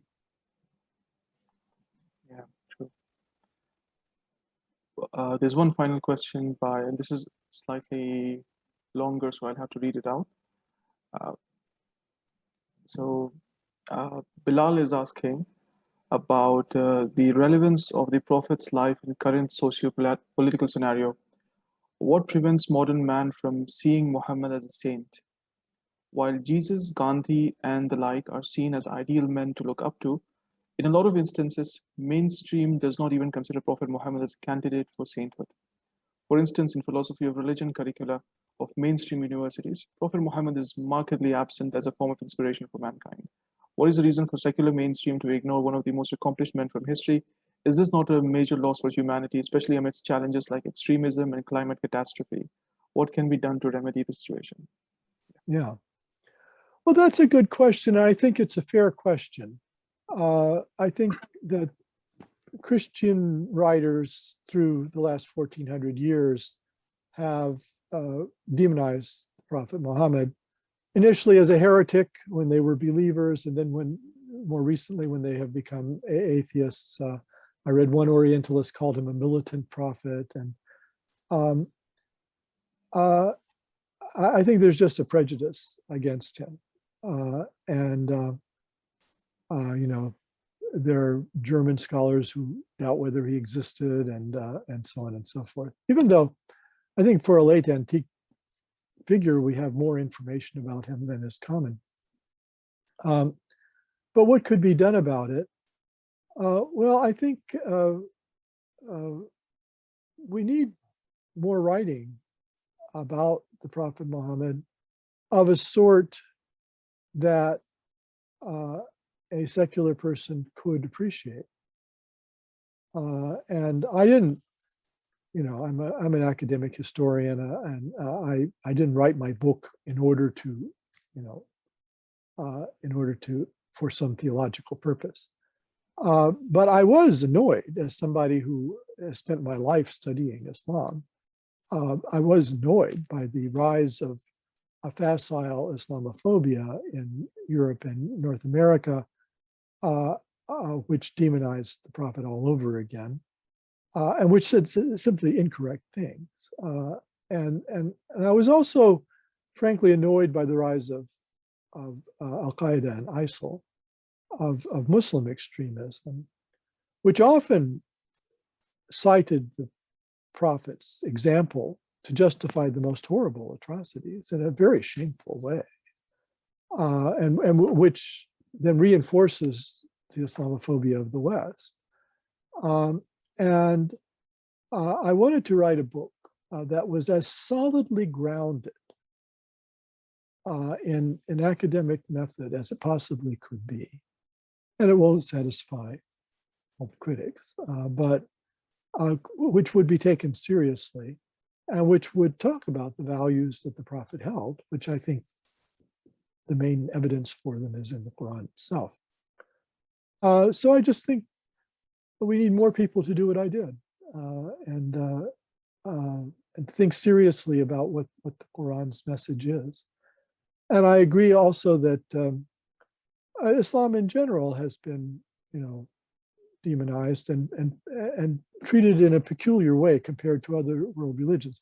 You know, I have a colleague who wrote about the rise of the idea of the world religions in the late 19th century in the European Academy, and initially they weren't going to include Islam as a world religion. It was Hinduism, Buddhism, Judaism, and Christianity, and Islam was not there. And in my own lifetime, when I did my undergraduate degree in religion at Northwestern University in America, we didn't have an Islamicist on faculty. Somebody came up and taught a course from Chicago, but we didn't have a permanent member, and that was common among religion departments in the West, that they didn't have any faculty member who studied Islam. So Islam was being treated like it wasn't a world religion, even though it's a fifth of mankind, of humankind. And so I think there's a lot of work to be done. Part of the work is combating Islamophobic discourse and premises. Some of the work is zeroing in on the Quran and sloughing off some of the later medieval accretions. So all through Muslim history, just because someone wrote a commentary on the Quran doesn't mean that they were a nice person. And there were sociopaths who wrote commentaries on the Quran and who urged the most horrible kind of behavior because they misinterpreted what was in the Quran. So I think we can't be captive to medieval tradition. And we have to look at the Quran with the clearest eyes we can. And sometimes this requires challenging some shibboleths and some assumptions in one's own community. I suppose another aspect of the question is also that I mean, how would you see it in terms of what is perhaps there seems to be a value of the study of the Prophet's life and the Prophet's model of peacemaking in the academic study of peace studies, perhaps. I mean, when we're considering figures like Gandhi and Martin Luther King Jr., perhaps within the same tradition, it might be equally important to look at. I guess that's also something I pick up in the question. Sure. Well, I have a book coming out that I've edited. It will come out later this year from I.B. Torres from Bloomsbury, called Peace Movements in Islam. And it's not the first, but it's among a very few such books. And I also have an essay forthcoming on nonviolent resistance to colonialism among Muslims. And I make the point that while there were violent movements against colonialists by Muslims, both at the beginning and the end of the phenomenon, the vast majority of Muslims took a nonviolent approach, and some of them theorized it. So you have a number of Sufi orders in West Africa that explicitly are pacifist, and then you have figures in South Asia like Abul Kalam Azad and Abdul Ghaffar Khan. Yeah. Now, Azad was a firm believer in satyagraha, in nonviolent civil action, and led one of the salt satyagraha protests. And he has an essay on jihad, which I interpret to say that he reinterpreted jihad to include nonviolent protest of that sort. He wasn't a pacifist. He did believe that there were times and places where war was necessary, but he didn't think that colonial India was one of them. He thought that it was an arena where it was inappropriate to resort to violence, and that nonviolence should be pursued. In contrast, Abdul Ghaffar Khan, who organized the Red Shirt movement among the Pathans, and had over 100,000 cadre members, much less followers, in the Northwest frontier, was an absolute pacifist.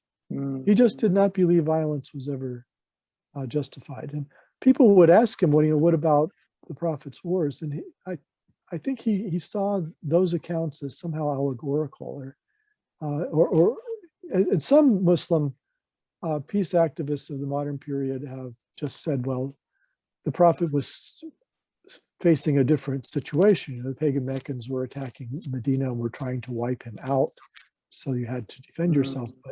But in most modern situations where you have a social movement, you're not in existential danger, and that therefore the peace verses of the Quran should be the ones that govern your action.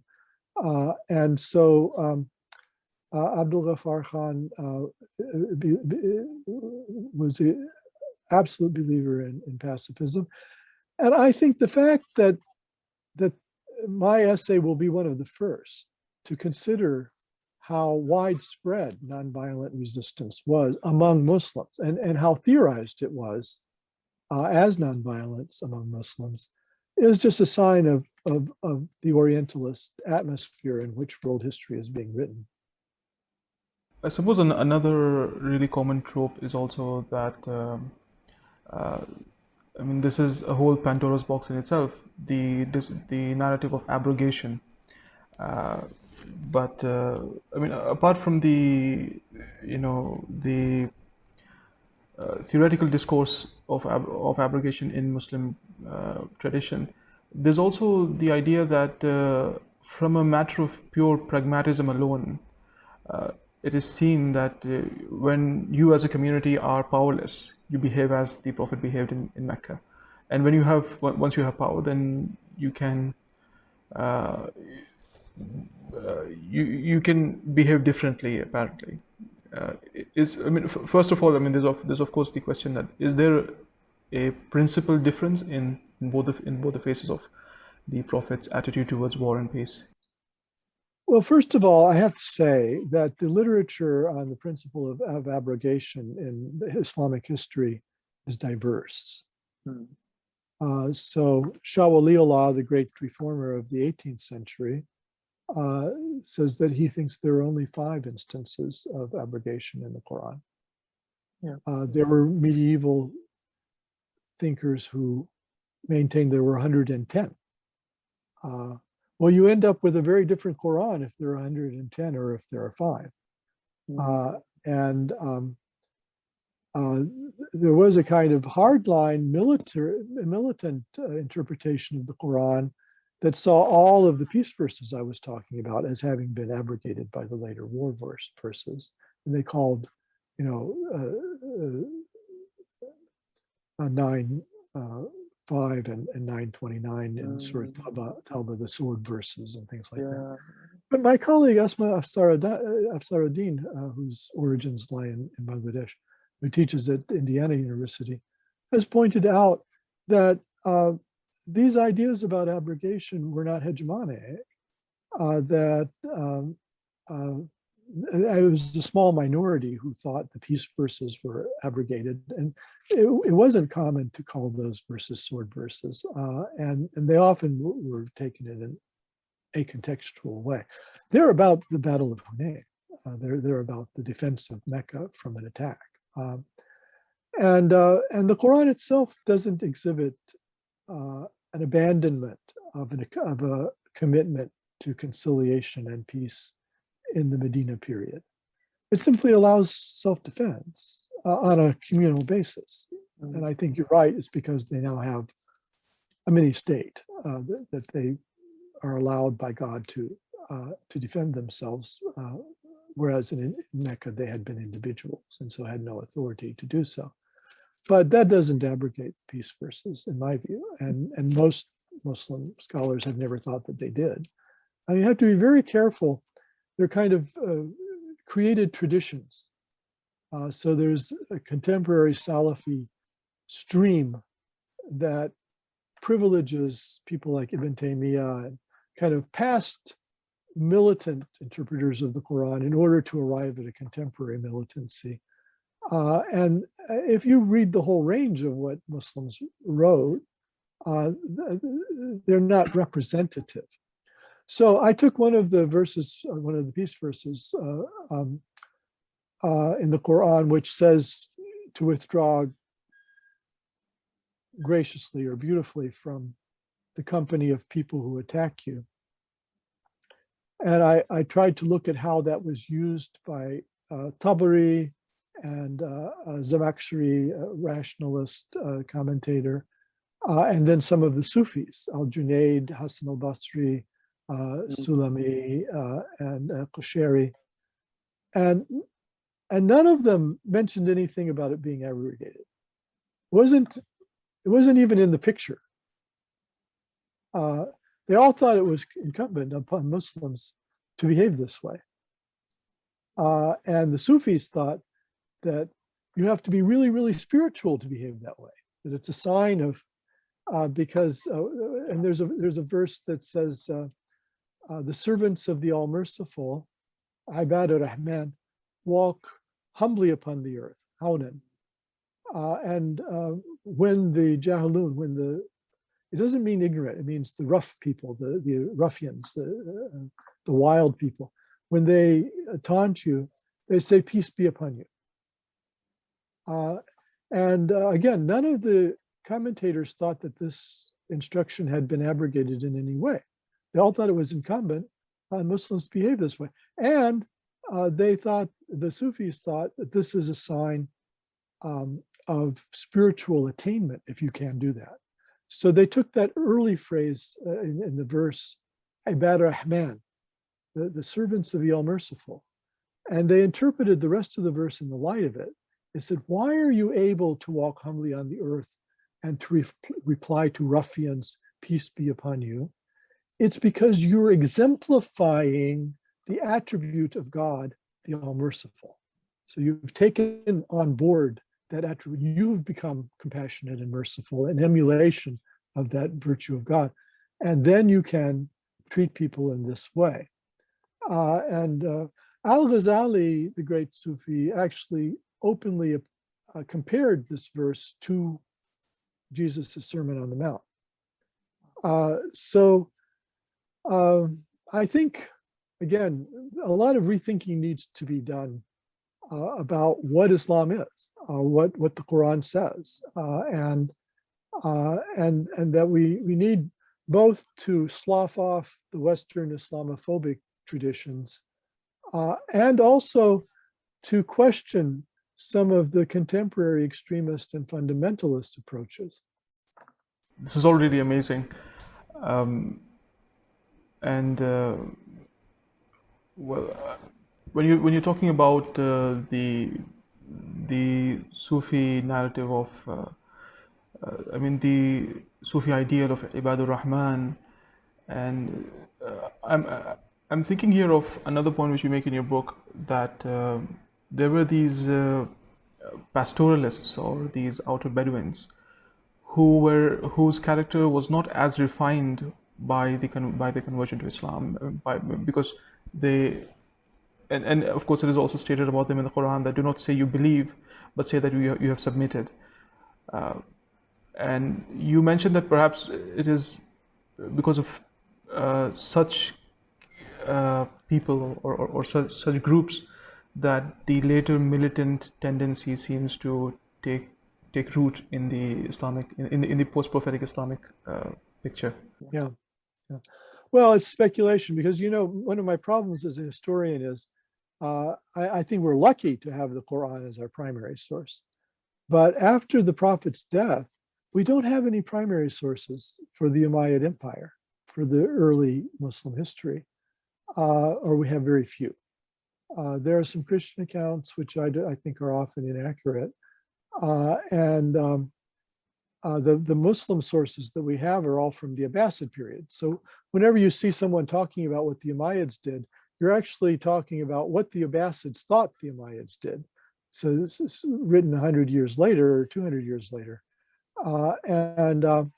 So the histories of Baladri and those people in Baghdad, I think you have to take them with a grain of salt. And their notion is that the early Muslims after the Prophet Muhammad sat down in a room and plotted out the conquest of the world. And then they attacked Iran and they attacked Syria and Egypt and so forth. Well, I very much doubt that's what happened. I think you probably had some Bedouin out on the Sasanian frontier in what is now Iraq. And, Bedouin are very good at sniffing out when there's not a government, when the government has collapsed, and the Sasanians were collapsing. And so then there would be a fight with some Sasanian soldiers and they would win. And so they would go on to the next garrison and win that. And after a while, the Muslims had Iran. But I don't think, the Caliph Omar sat down with his colleagues and said, okay, how do we get Iran? I think it was probably a local set of processes. And in some instances, it may have been in part defensive. That is to say, if you had people who had converted to Islam who were Bedouin on the Iranian frontier, and the collapse of the Sasanians was creating insecurity, so that people's lives were in danger, well, they might be forced to take up arms. And the same thing is true in Syria. Anyway, as you can tell, I think a lot of Islamic history has been written from Baghdad in the 800s. And that's not always compatible with what we know from other sources, either the Christian or there's a lot of archaeology. So the Israeli team has investigated the city of Tiberias in northern Galilee. And we know from the Abbasid sources that that was conquered fairly early on by the Muslims. And their archaeology shows that the Muslims built a small mosque, maybe not until the 670s, although they took the city in the 630s. They built a small mosque. There was an enormous Christian cathedral, which was undamaged. There were Jewish synagogues, which were undamaged. There was a market. So the Muslims had Tiberias. They were ruling it. But Islam seems to have played a small role as just the conquerors and their garrison. And they didn't bother anybody else. They let them go about their lives. They taxed them. But this image of the archaeology that you get of Tiberias is one of an extremely tolerant and multicultural Muslim society in early Muslim Syria. It doesn't always sound very much like that in Baladhuri and its conquest and its swords and bloodshed and so forth. And the Christian side as well often, I think, exaggerates the situation in that regard. The Christians were maintaining that Muslims burned down churches, but the archaeologists have found numerous churches built in the late 630s after the Muslims conquered Palestine, which are perfectly intact and are very beautiful, and they have wonderful mosaic tiles, and they were being written while they were under Omar. So how likely is it that Muslims were burning churches? So archaeology and inscriptions are another tool that we need to start applying to know this era, but it's tough. I don't envy the Umayyad historians. I'm very happy to stay with the Quranic period. Yeah, and there's also another point which you mentioned in the book that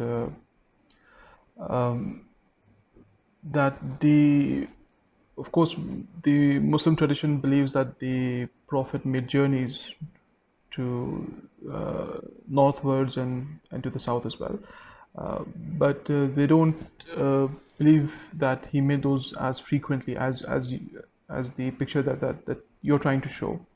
You're saying that he made more frequently those journeys, and even after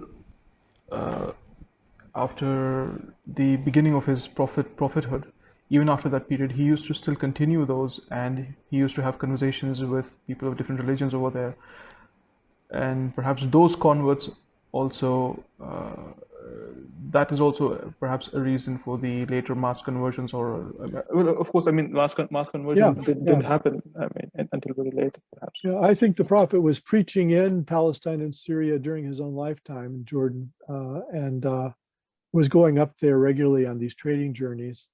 Well, this is mentioned by a Christian who is writing in 699, so it's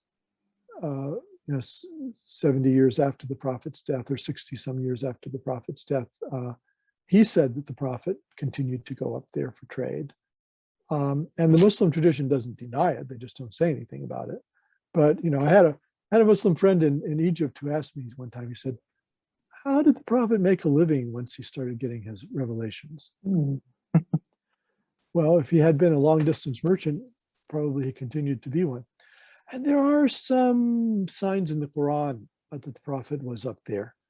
So for instance, when it tells the story of Sodom and Gomorrah in Surah Hijr, it says to the audience, and it says, and you pass by it every morning. Well, Sodom should be in Palestine, right? Abraham and Lot and those stories are all taking place up there in ancient Israel. So, and the late antique people thought that Sodom was near to Jericho. So why are people passing by Sodom, the ruins of Sodom, every day, every morning, if the prophet is only speaking to Meccans? Doesn't make any sense geographically. So there's that, and there are some other indicators. Well, the description, the Quran mentions Iram of the pillars. Well, that's Wadi Rum. That's in southern Jordan, and talks about the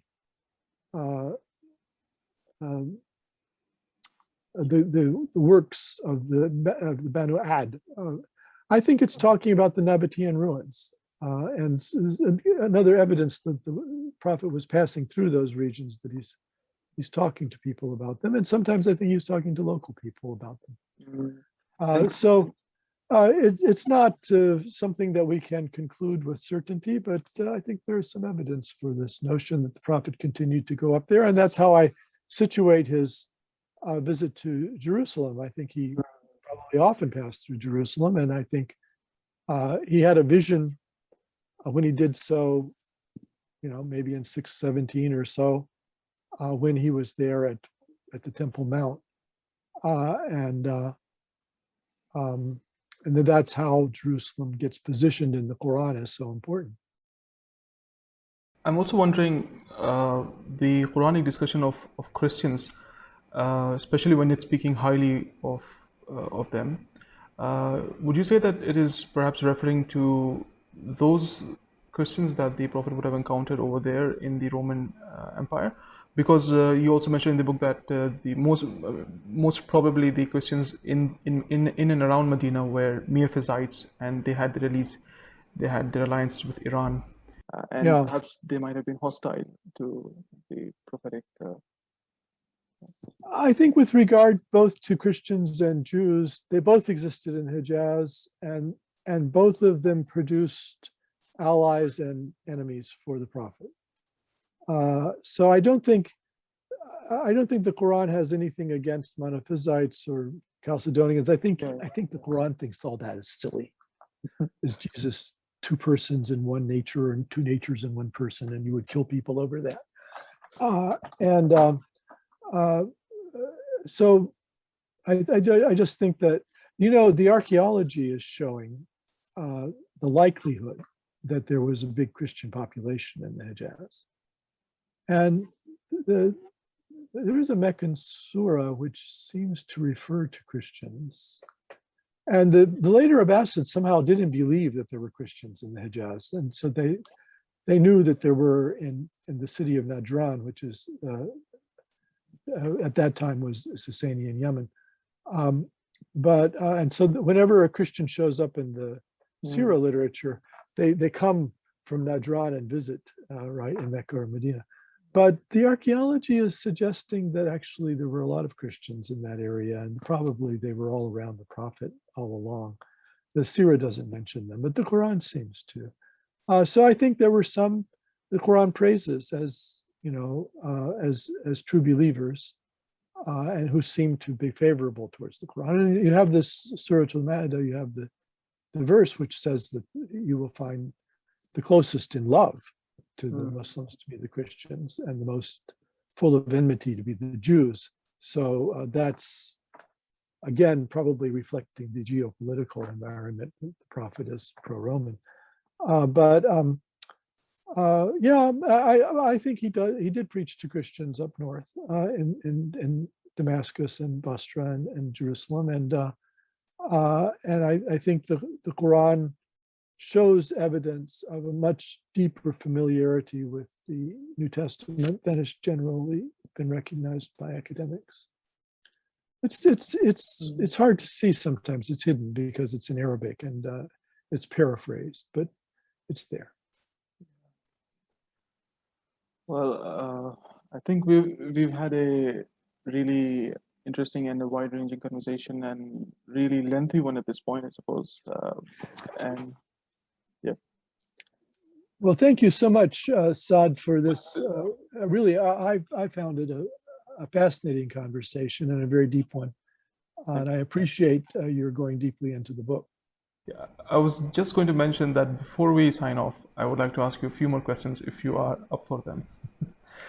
It's my book, and you're Okay. very kindly introducing people to it. So I'm very happy to be with you. No, I mean it's really tempting for me, but I don't want to be beadab with you. So Koyasin badni. yeah. Okay. Well, this is a personal question. Uh, just now you were speaking about the.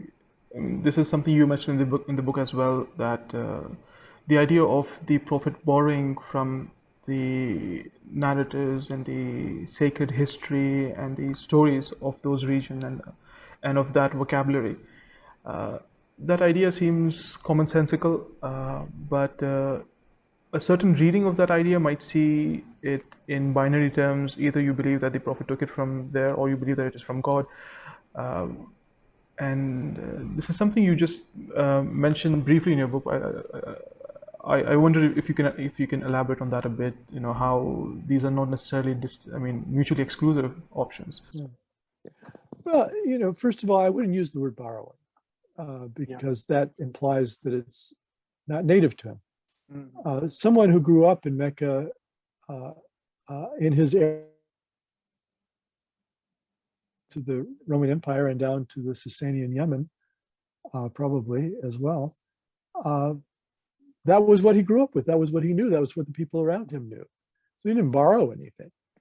I think the prophet, when he's reciting the Quran, Muslims believe that this is divine inspiration. And as a historian, I don't have anything to say about that one way or another. What I can say is it's communication. It's communication. If it's revelation or not, you can decide, but it's communication. Well, how do people communicate?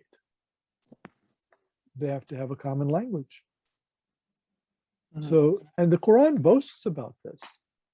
It says if somebody had come to you from the outside, had some kind of an accent or something, you wouldn't have accepted what he was saying. I'm preaching to you in pure Arabic. So you have to have a common language. But a language is not just grammar and words. It's concepts, it's traditions. A language carries with it knowledge. So by preaching to them in Arabic, trying to reach them, his audience, and I think he had multiple audiences, pagan audiences, he had Christian and Jewish audiences, and Zoroastrian audiences probably. When he's preaching, he's trying to reach them, and the preaching can only reach them if it talks in terms that they know. So it's telling them stories, and it's very clear that they know the stories. And even the pagans seem to know the stories because the Quran often tells the stories in a very telegraphic way. At one point, the Quran says, and Sarah laughed. Abraham's wife, Sarah. Doesn't give us any context for why Sarah was laughing. That would be meaningless to someone who didn't know the story of Abraham, that the angel came and said, Abraham, you're going to have a child. And Sarah, even though she's very old and barren, she's going to give birth. And Sarah, in the Bible, laughs at this idea. But in the Quran, there's just a reference to that with no other context at that point in the surah, in the chapter. So that tells us that the people knew these stories, even the pagans knew them.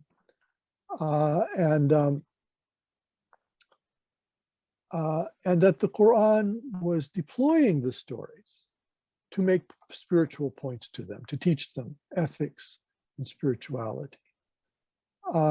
And so, there was a trope in Orientalism and sort of attacks on the prophet that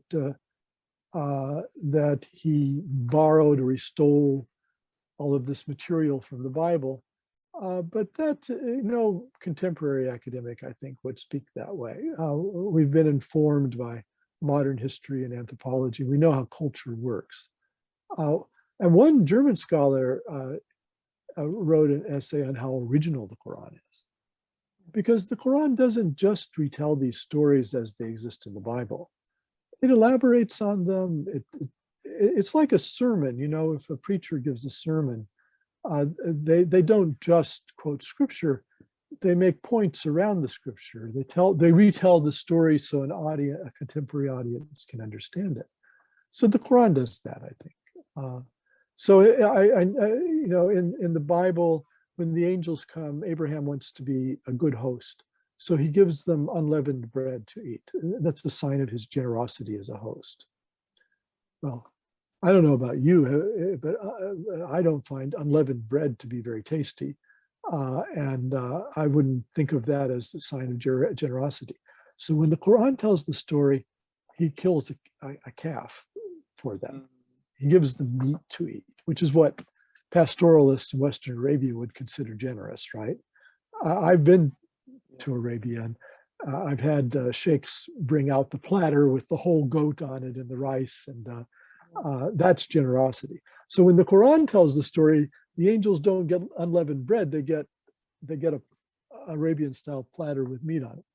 But the Quran is that's irrelevant.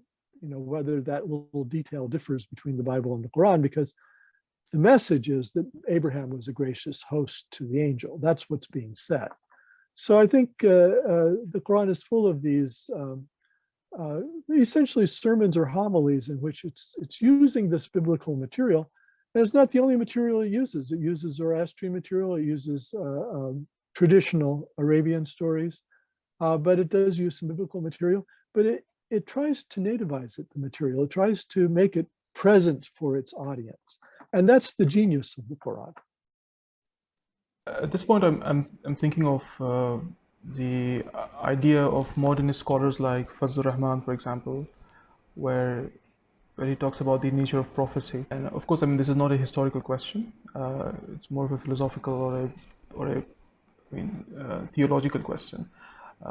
But this idea seems to accommodate that kind of perspective, because I guess Fazlur Rahman says at some point that Muslims can both believe that the Quran is simultaneously the word of the Prophet as well as the word of God. The two are not mutually exclusive. And I guess he also mentions Shah Waliullah of Delhi also mentioning a similar point. Yes, well, as you say, it's not really a question for a historian. It's more theological and how believers can navigate. But I will just note that the Quran has a big emphasis on people using their intellect. It's not a scripture that only appeals to the emotions. It's not bhakti kind of literature, right? It says, "Allah ta'aqalun," don't you use your intellects? So aql or intellect is a very important value for the Quran. So I don't think it's asking people to give up their intellectual investigations in order to be believers. And I think that's the point that Fazlur Rahman and Shah Waliullah of Delhi were making. There's also one final question from my side, and this is a bit off topic in one sense. This has to do with the connection between history and mythology or myth. And let me just bring up the question over here. So this is, I guess, a question more for believers and for a believer to ask that, because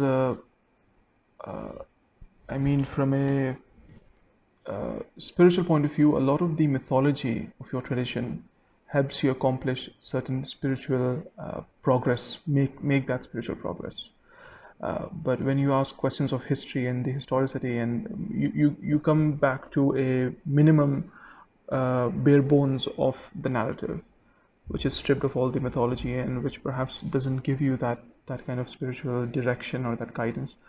And I mean, I'm thinking here of works like Annemarie Schimmel's eloquent book about the veneration of the Prophet, and she makes an interesting point at one instance where she says that I mean that's another perspective, I suppose, not a historical perspective, but it says that more than what mere facts can accomplish, these kind of hyperbolic legends, they more than mere facts, they tend to give you a sense of the charisma of the prophet, which is not perhaps captured in the mere facts. But that's, I mean, of course, also questionable.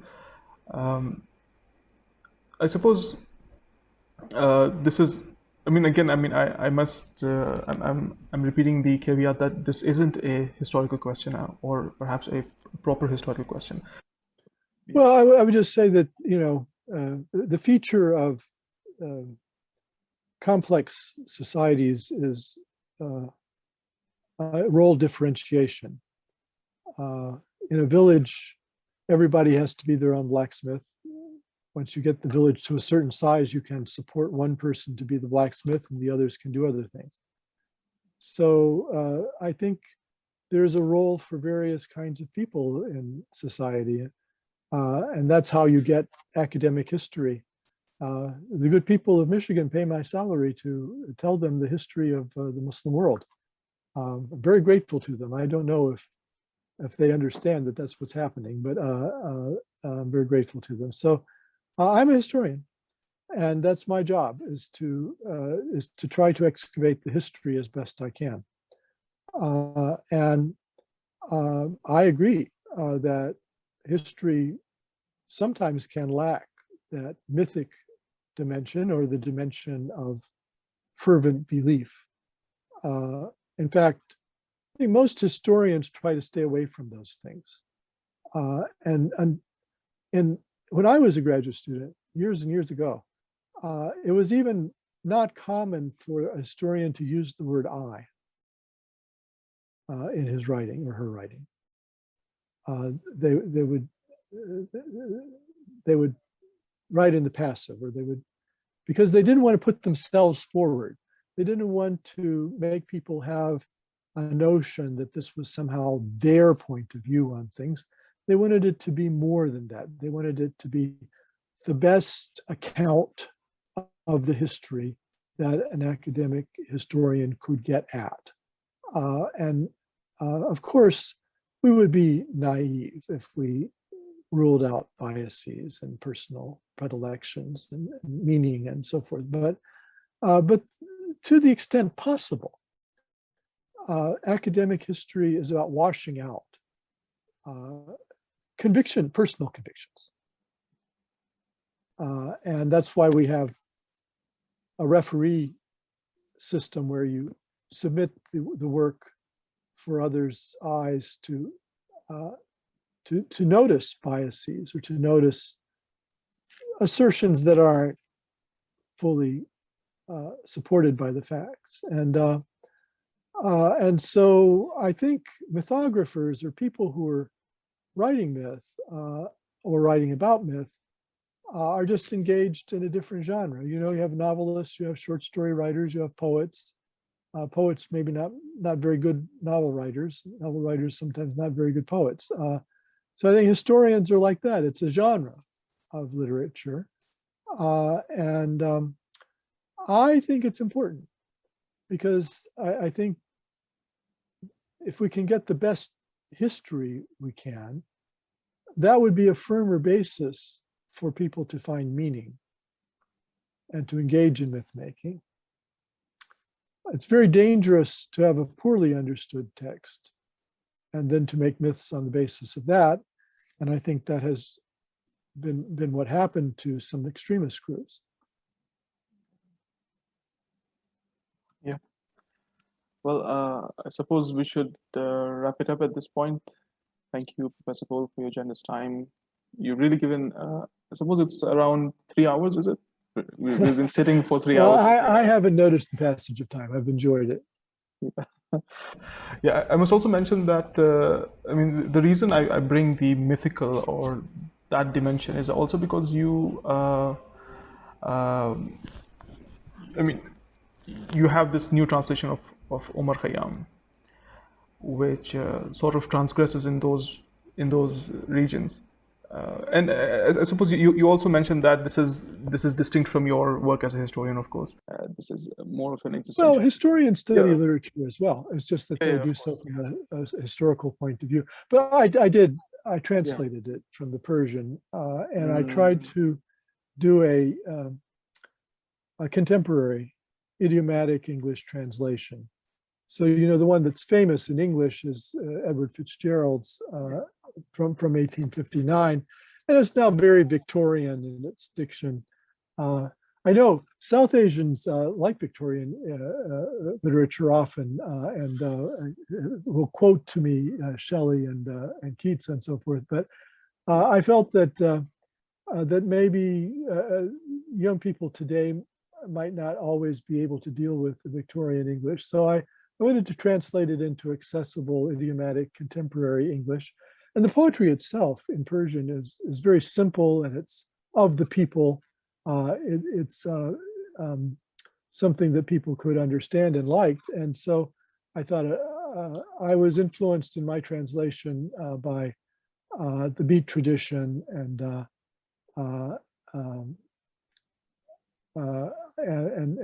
contemporary free verse.